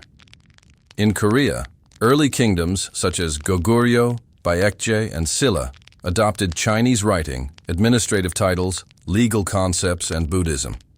However, these elements were adapted to fit local aristocratic structures and indigenous traditions. Even when Silla unified much of the peninsula, it maintained a distinct ruling elite, social hierarchy, and later developed its own institutions. Chinese culture functioned as a civilizational toolkit, not a replacement identity. In Japan, the process was even more selective. During the Asuka and Nara periods, Japanese rulers consciously imported Chinese-style bureaucracy, law codes, urban planning, and Confucian ideals. Yet political legitimacy remained rooted in the imperial lineage, which was presented as divine and uniquely Japanese. Unlike China, Japan did not develop a merit-based civil service that displaced hereditary elites. Over time, Japanese institutions diverged further, especially with the rise of warrior rule.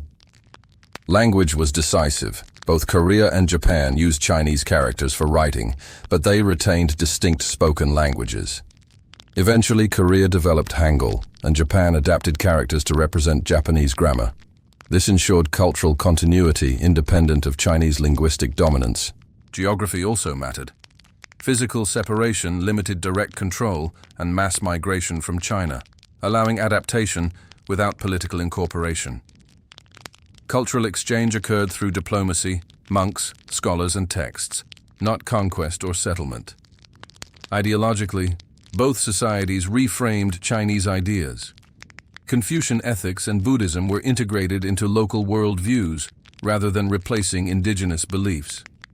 Chinese concepts were used to legitimize local authority, not subordinate it. Korea and Japan adapted Chinese systems by choosing what to borrow and how to use it. They adopted writing, governance, and philosophy to strengthen their own states while preserving political sovereignty, language, and identity. Chinese civilization served as an influence, not a destiny. Why did Vietnam resist assimilation more strongly than other regions? Vietnam resisted assimilation more strongly than many other regions because of a combination of geography, deep-rooted local identity, sustained political organization, and long-term resistance under direct rule, rather than a lack of Chinese influence. Geographically, northern Vietnam lay close enough to China to be conquered, but far enough, separated by mountains, rivers, jungles, and a monsoon climate, to make sustained control difficult. These conditions favored local resistance, guerrilla warfare, and cultural persistence, limiting the effectiveness of centralized administration. Vietnam also possessed a well-established indigenous society before Chinese conquest. The Red River Delta supported wet rice agriculture, village organization, and local elites long before Han rule. These structures remained intact beneath Chinese administration, allowing local customs, kinship systems, and communal autonomy to survive. Unlike Korea or Japan, Vietnam experienced nearly a millennium of direct Chinese rule, roughly 111 BCE to 939 CE. This prolonged occupation created strong incentives for resistance. Chinese institutions, writing, bureaucracy, law, and Confucian learning, were adopted but often as tools to oppose Chinese authority, not to merge with it. Vietnamese elites learned Chinese systems in order to govern independently once control weakened. Local leadership played a decisive role. Repeated uprisings led by figures such as the Trung sisters and Lady Trieu became foundational symbols of resistance. These rebellions reinforced a collective memory of opposition and legitimized independence as a moral and historical goal. Culturally, Vietnam practiced selective adoption. Confucian governance and Chinese writing were used at the elite level, but village life retained indigenous customs, religious practices, and social organization. This dual structure, Chinese-style statecraft combined with local communal culture, preserved a distinct identity. After independence, Vietnamese dynasties deliberately maintained political separation while continuing to use Chinese-derived institutions. This created a pattern of cultural similarity without political assimilation.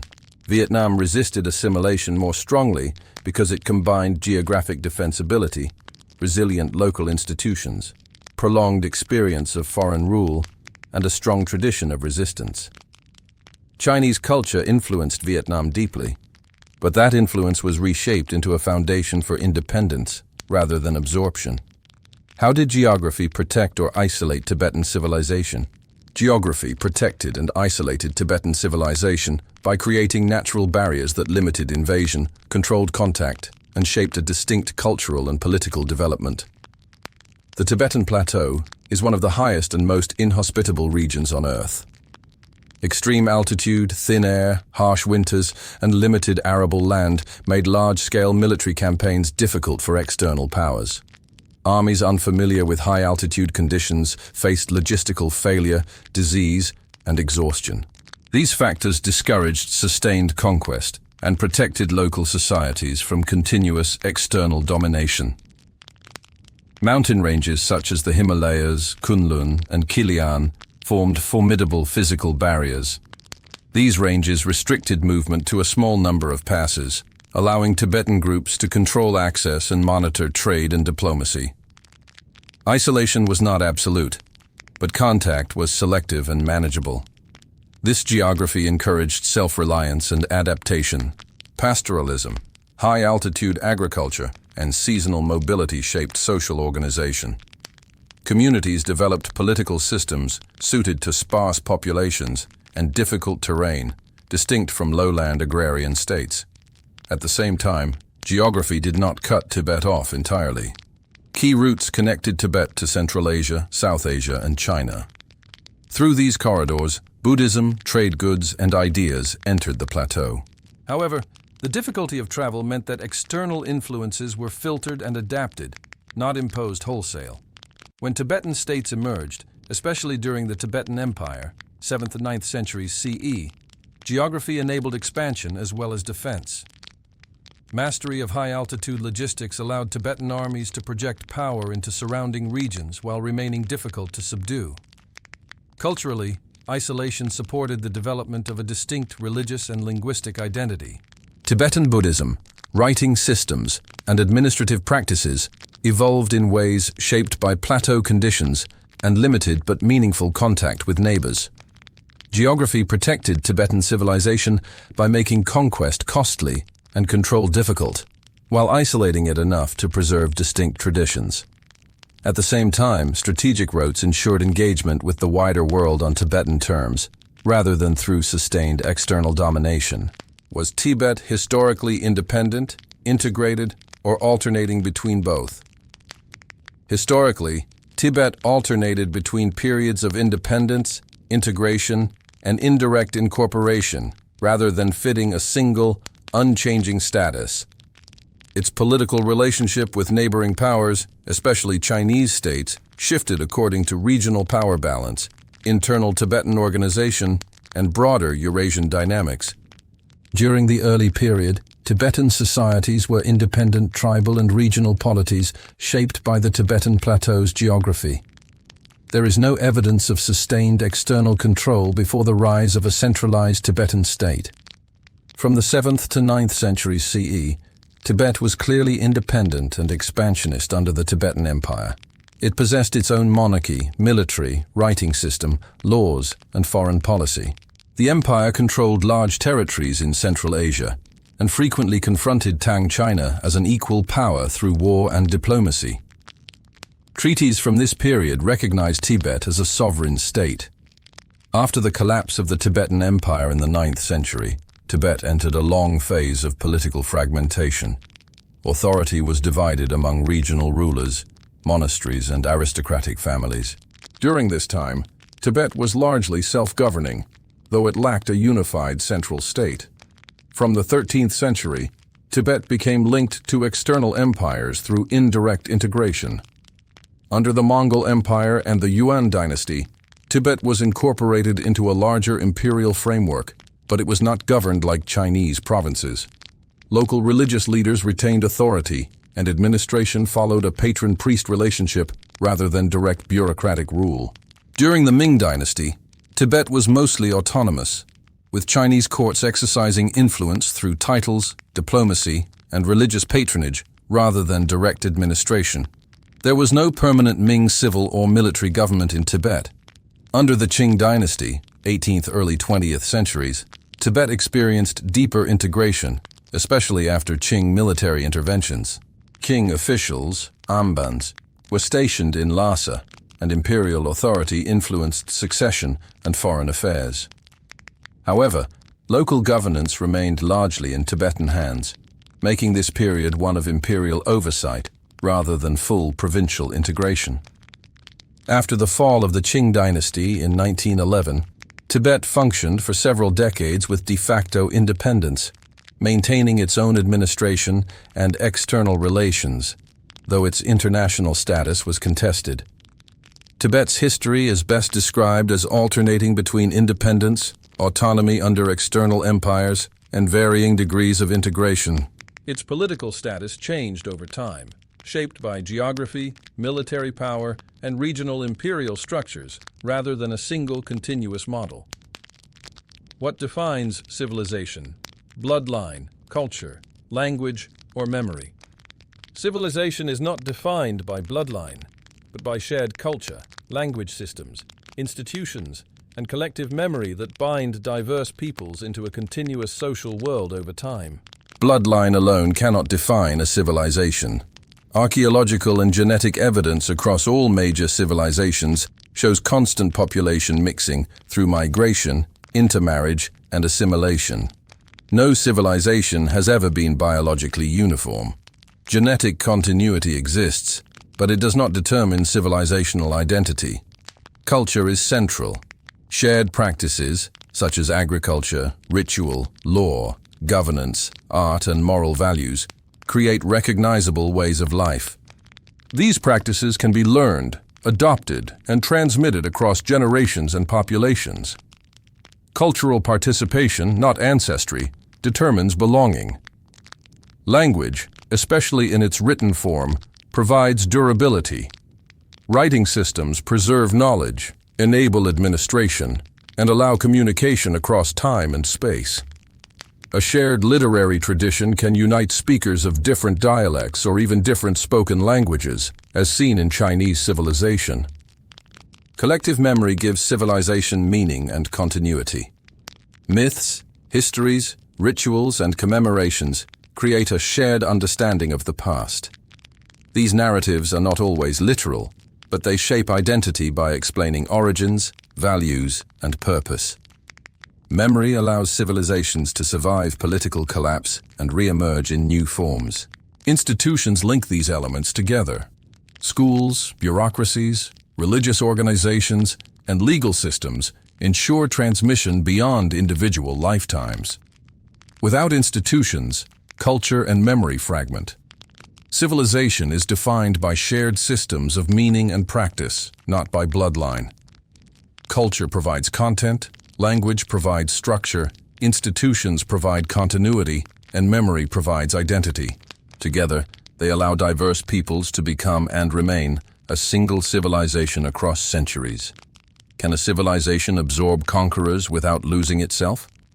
Yes, a civilization can absorb conquerors without losing itself when its institutions, culture, and collective memory are strong enough to outlast political domination. History shows that military conquest does not automatically result in cultural replacement. Conquerors often rule as a minority over a larger, more established population.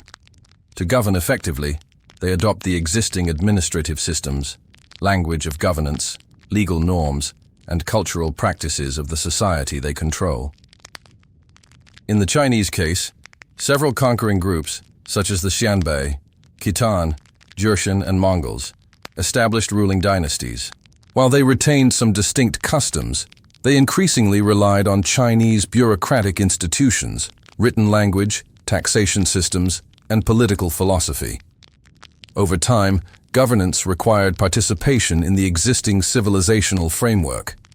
Absorption occurs through institutional dominance, not force. Schools, law codes, record-keeping, and rituals shape daily life and political legitimacy. Conquerors who wish to rule long-term must operate within these systems, and in doing so, they become participants in the civilization they conquered. Cultural absorption is also driven by demographics and intermarriage. Minority rulers intermarry with local elites, adopt local customs, and raise successors within the dominant cultural environment. Within generations, distinctions blur, especially outside elite circles. Importantly, absorption does not mean total erasure of the conqueror's identity. Elements of their culture, military practices, dress, administrative innovations can influence and reshape the civilization they join. Absorption is a two-way process, but the core framework remains intact. Civilizations are most capable of absorbing conquerors when they possess deep cultural continuity, written traditions, and institutional resilience. Where these are weak, conquest often leads to replacement instead. A civilization can absorb conquerors without losing itself when culture and institutions outlast armies. Political power may change hands, but civilizational identity endures through shared practices, memory, and systems of governance. Why did China survive conquest when others vanished? China survived conquest when many other societies vanished because it possessed exceptionally durable institutions, a unifying written culture, demographic depth, and a civilizational identity that existed independently of any single ruling power. First, China developed strong administrative institutions early.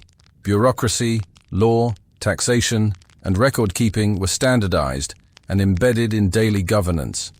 Conquerors could seize the throne, but they could not rule effectively without using these systems. As a result, regimes changed while the governing framework remained. Second, the written language provided continuity across time, space, and political upheaval.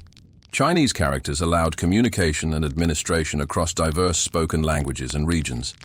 Texts preserved legal codes, historical memory, philosophy, and moral norms, ensuring that culture survived even when political authority collapsed. Third, China's demographic scale and agricultural base made complete replacement impossible. Large settled populations tied to land and local communities ensured continuity of social life. Conquering elites were always numerically small and dependent on the productivity of the existing population. Fourth, Chinese civilization defined itself as a cultural system rather than an ethnic lineage. Belonging depended on participation in shared norms, rituals, language, education, and governance, not ancestry. This made assimilation possible for conquerors and newcomers while preserving the civilizational core. Fifth, historical consciousness reinforced survival. Chinese tradition emphasized recording the past, preserving dynastic histories, and framing political change as part of a continuous moral order. Even conquest was interpreted as a transfer of legitimacy, not the end of civilization. Finally, geography provided both openness and protection. While China was accessible to migration and invasion, its core agricultural regions were difficult to control without cooperation from local elites and institutions. This favored absorption over replacement. China survived conquest because its civilization was institutional rather than personal, cultural rather than biological, and continuous rather than dynastic. Armies could overthrow rulers, but they could not erase the systems that defined Chinese civilization. Is Chinese identity cultural or ethnic? Chinese identity has been primarily cultural rather than ethnic throughout most of history, though it has always included ethnic elements.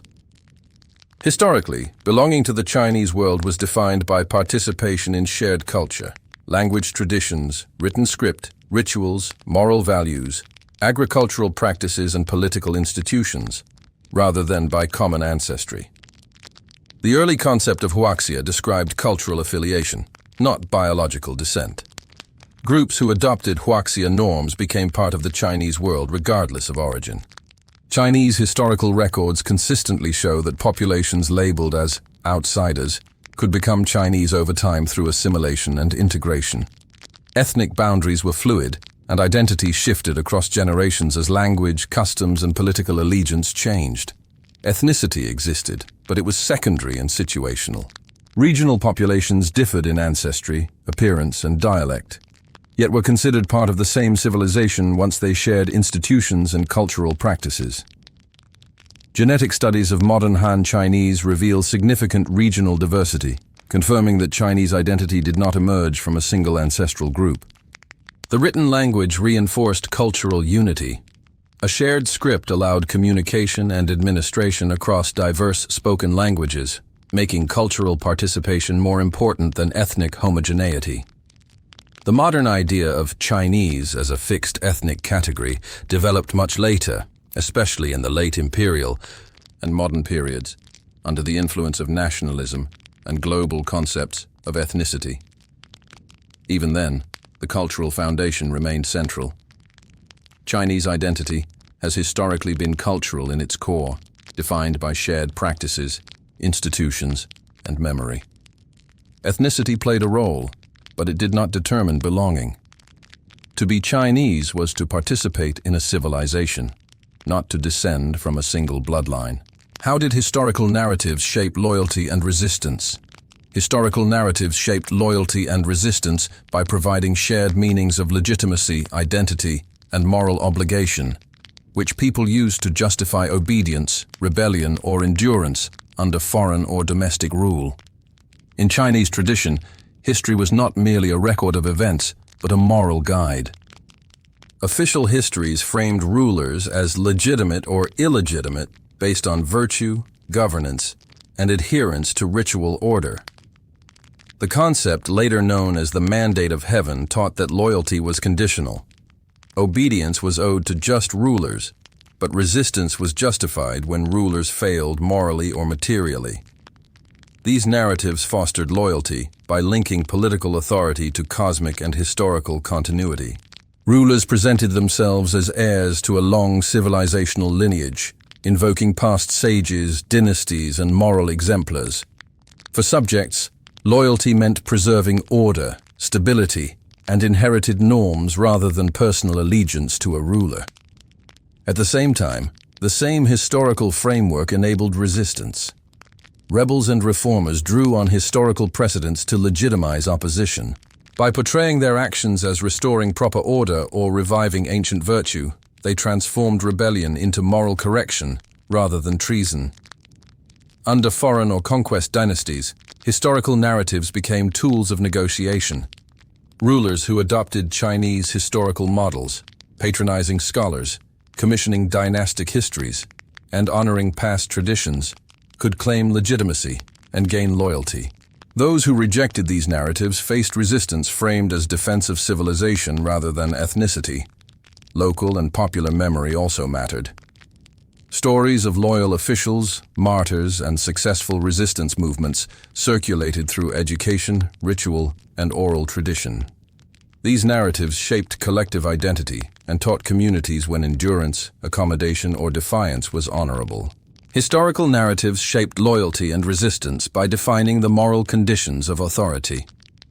They taught people not only whom to obey, but when obedience should end, turning history into a powerful instrument of both stability and change. How do modern genetic studies challenge traditional origin myths? Modern genetic studies challenge traditional origin myths by showing that human populations form through long-term mixing and regional continuity, rather than descent from a single ancestral founder or legendary lineage. Traditional origin myths often describe civilization as beginning with a single people, ancestor, or heroic group. In the Chinese context, figures such as the Yellow Emperor are presented as progenitors of a unified people. Genetics does not support this model. Instead, DNA evidence shows that populations in East Asia emerged from multiple prehistoric groups that mixed over tens of thousands of years. Genetic research demonstrates continuity with admixture. Modern Han Chinese populations share genetic links with ancient inhabitants of their regions, indicating local continuity. At the same time, they show evidence of repeated migrations, interregional mixing, and gene flow from northern steppe populations, southern rice farming communities, and earlier archaic humans. This contradicts myths of a single, pure origin. Studies also reveal regional diversity within populations historically labeled as one people. Northern and southern Han Chinese differ genetically in ways that reflect ancient ecological and cultural differences, confirming that Han identity formed through cultural unification rather than biological uniformity. Genetics further challenges myths of total replacement. Archaeological and genetic data together show that when new cultures or states emerged, earlier populations were usually absorbed rather than eliminated. Civilizations expanded by integrating people, not by erasing them. Importantly, genetic findings do not invalidate cultural traditions.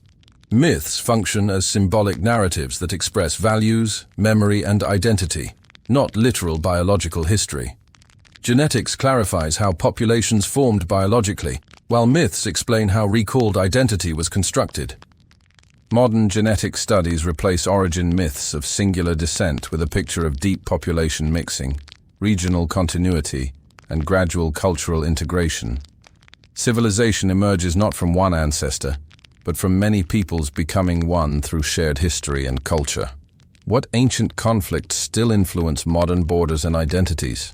Many modern borders and identities in East and Inner Asia are shaped by ancient conflicts whose outcomes fixed cultural boundaries, migration patterns, and political memories that persist to the present. The long struggle between agrarian Chinese states and steppe nomadic confederations established a durable north-south divide between sedentary farming regions and pastoral steppe zones. This ancient frontier influenced the placement of later political boundaries and continues to shape identities in northern China, Mongolia, and Central Asia. Conflicts along the Yellow River and Yangtze River basins between early states helped define China's internal regional divisions. The eventual integration of southern regions after prolonged resistance shaped enduring north-south cultural distinctions in language, cuisine, and social organization within China. The wars between the Han dynasty and the Xiongnu influenced population movements across Eurasia. These conflicts contributed to westward migrations that affected Central Asia and possibly Europe, shaping ethnic and political developments far beyond East Asia. On the Korean peninsula, conflicts among Goguryeo, Baekje, Silla, and neighboring Chinese dynasties helped define Korea as a distinct political and cultural space. The peninsula's historical resistance to external domination reinforced a strong sense of separate identity. In Vietnam, repeated wars against Chinese rule established a lasting political boundary at China's southern edge. These conflicts entrenched Vietnamese identity as culturally related to China but politically independent, a distinction that remains central to modern national consciousness. On the Tibetan Plateau, conflicts between Tibetan states, Chinese dynasties, and inner Asian powers shaped shifting zones of control. These historical struggles continue to influence political boundaries, cultural identity, and debates over sovereignty. In Central Asia and Xinjiang, ancient conflicts among oasis states, steppe empires, and Chinese dynasties established patterns of multi-ethnic settlement and frontier governance. These legacies remain visible in the region's complex identities and strategic significance. Ancient conflicts mattered because they fixed lines of interaction, who governed where, who moved, and who resisted. Modern borders and identities are not sudden creations, but the long-term outcomes of struggles that began thousands of years ago and continue to shape how communities understand themselves and their neighbors. How does historical memory shape modern East Asian relations? Historical memory shapes modern East Asian relations by influencing how states perceive legitimacy, victimhood, responsibility, and trust, often more powerfully than contemporary events. In East Asia, the past is not treated as distant history, but as a living reference for national identity and political behavior. Memories of ancient kingdoms, imperial hierarchies, invasions, and resistance movements are embedded in education, public rituals, and official narratives. These memories frame how countries interpret one another's actions today. China's historical memory emphasizes civilizational continuity and past fragmentation, followed by reunification.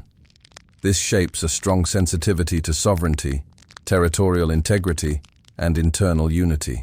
Historical experiences of invasion and humiliation reinforce a defensive posture toward external pressure and a preference for stability over disruption. Korea's memory is shaped by survival between powerful neighbors. Repeated invasions and periods of domination foster a strong emphasis on cultural preservation and political autonomy. Historical pride in ancient kingdoms and resistance movements reinforces modern assertions of independent identity. Japan's historical memory is complex and contested. The legacy of imperial expansion and wartime actions in the 19th and 20th centuries continues to affect relations with neighbors.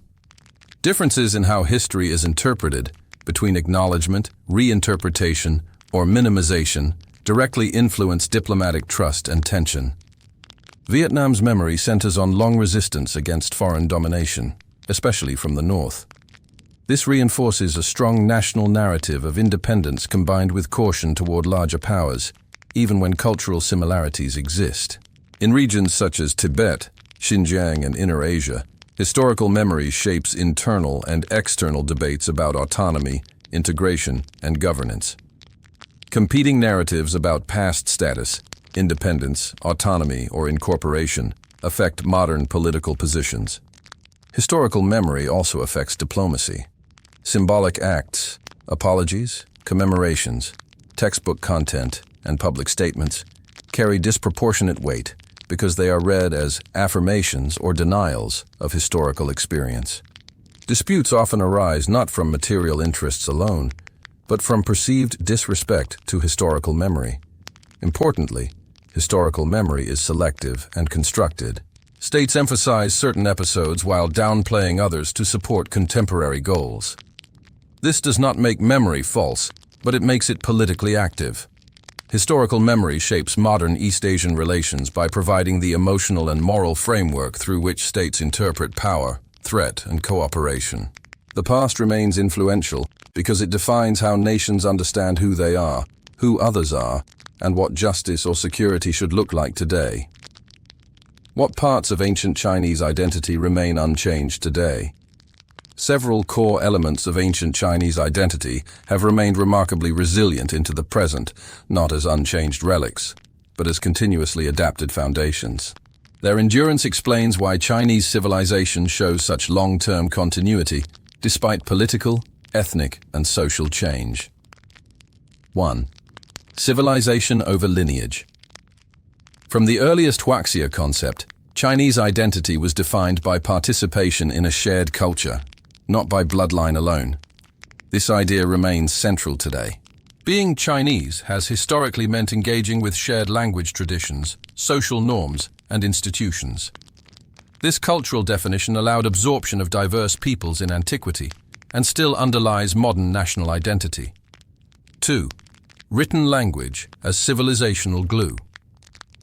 The use of a logographic writing system, Chinese characters, has remained a core unifying force for over 3 millennia. While spoken languages and dialects changed dramatically, the written script preserved continuity in law, philosophy, literature, and governance. This remains one of the strongest links between ancient and modern China. 3. Respect for history and precedent. Ancient China treated history as a moral guide rather than a neutral record. This reverence for the past, studying earlier dynasties to understand success and failure, remains deeply embedded in education, political rhetoric, and cultural thinking. The idea that the present is accountable to historical experience has never disappeared. 4. Centrality of social harmony and order. From early ritual systems and Confucian thought onward, Chinese identity emphasized social stability, hierarchy, and responsibility over individual assertion. While forms have changed, the prioritization of collective order, family obligation, and social cohesion remains a defining cultural value. 5. Family as the basic social unit. Ancient Chinese society was built around kinship networks, ancestor veneration, and filial responsibility. Although modern life has transformed family structures, the moral weight placed on family loyalty and intergenerational duty remains unusually strong by global standards. 6. The moral role of governance. Chinese political thought has long held that rulers must justify authority through competence and moral behavior. Even today, legitimacy is often evaluated less through lineage or ideology and more through perceived performance, stability, and responsibility, an echo of ancient expectations. 7. Adaptation without self-erasure. Perhaps the most enduring trait is the capacity to change without abandoning identity. Ancient China absorbed new technologies, religions, peoples, and ideas while preserving a recognizable civilizational core. This adaptive continuity is itself a defining feature that persists today. What did change is equally important. Ethnicity became more clearly defined in modern times. Nationalism reshaped identity, and ancient cosmological worldviews no longer dominate daily life. Yet the deep structure, culture over blood, writing over speech, memory over moment, remains intact. Ancient Chinese identity survives today not because it stayed frozen, but because its foundational principles were flexible enough to endure transformation. Continuity came not from resisting change, but from absorbing it without losing civilizational coherence. If civilization is memory, then whose memories were preserved and whose were erased? If civilization is memory, then what survives is never neutral. Some memories are preserved because they serve power, continuity, and order. Others fade because they challenge, fragment, or exist outside institutions. In ancient China, as in all long-lived civilizations, memory was curated. Preserved memories were primarily those of state-centered elites, rulers, court historians, scholar officials, and ritual specialists. They controlled writing, archives, and education. Their perspectives defined what was recorded as history. Victorious lineages and regimes, dynasties that succeeded gained the authority to write the official histories of those they replaced. Even failures were remembered through the lens of moral lessons. Cultural insiders, groups that adopted Huaxia norms, language, ritual, governance, were folded into the civilizational narrative. Their pasts were reinterpreted as part of a shared origin. These memories emphasized continuity, legitimacy, moral order, and unity. They presented civilization as an unbroken story, even when reality was chaotic. Erased or muted memories belonged to non-literate peoples. Many frontier tribes, pastoral nomads, and early agricultural communities left little written record. Their histories survived orally, if at all, and were easily lost. Defeated or absorbed groups. Tribes incorporated into expanding states often lost distinct identities as their languages, rituals, and names disappeared from records. Those labeled barbarians, Chinese texts often reduced outsiders to stereotypes, recording them only when they threatened or served the state. Their internal histories, values, and perspectives were rarely preserved. Common people, peasants, women, migrants, and local communities shaped daily life, but rarely entered official history unless involved in rebellion or disaster. Erasure was not always deliberate. Assimilation itself erases difference. When a group adopts a dominant language and culture, its previous identity fades naturally across generations. Memory is lost not through violence alone, but through success at integration. Yet erased does not mean gone forever.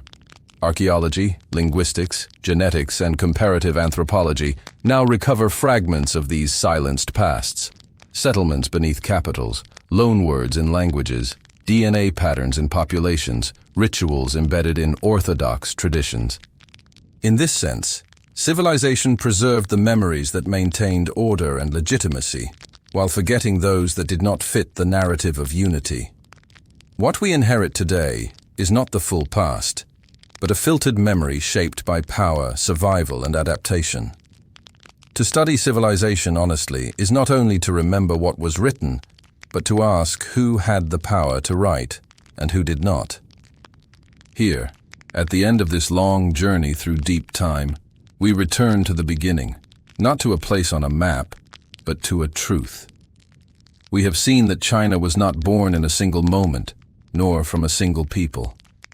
It emerged slowly, layer upon layer, from ancient humans who hunted and gathered along rivers, from farmers who learned to read the seasons, from tribes who fought, traded, married, and remembered. Civilization was not a bloodline, it was a shared memory. We traced the path from Homo erectus and early Homo sapiens through countless migrations and mixtures into the rise of the Huaxia world. We saw how agriculture divided north and south, how climate shaped movement, how myths masked complexity, and how history was written by those who ruled, but never fully erased those who came before. We learned that Chinese was never a single ethnicity, but a coalition of cultures, bound together by writing, ritual, law, and memory.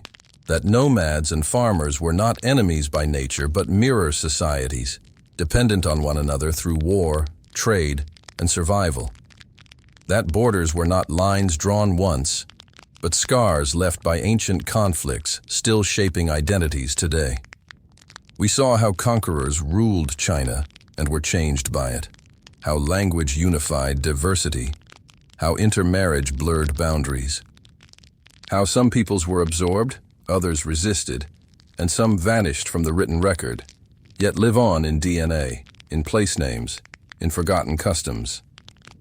We asked the hardest questions. Whose memories became history? Whose voices were silenced? And what does it truly mean to belong to a civilization? In the end, we discovered something universal.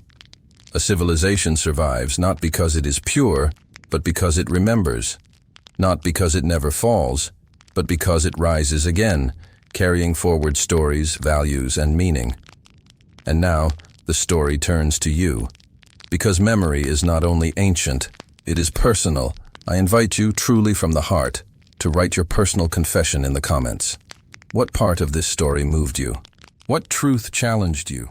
What memory of your people, your family, your faith do you carry forward? Your words matter. Your voice matters. Testify. And if this journey has spoken to you, share this video with at least 10 people or more. Do not keep this message to yourself. By sharing it, you are helping to spread God's word, awakening reflection, humility, and understanding across hearts and borders. In doing so, you become a vessel of blessing, extending His light to countless others you may never meet. History is not only behind us, it is alive in us. May wisdom guide you, may truth ground you, and may God bless every step of your journey forward.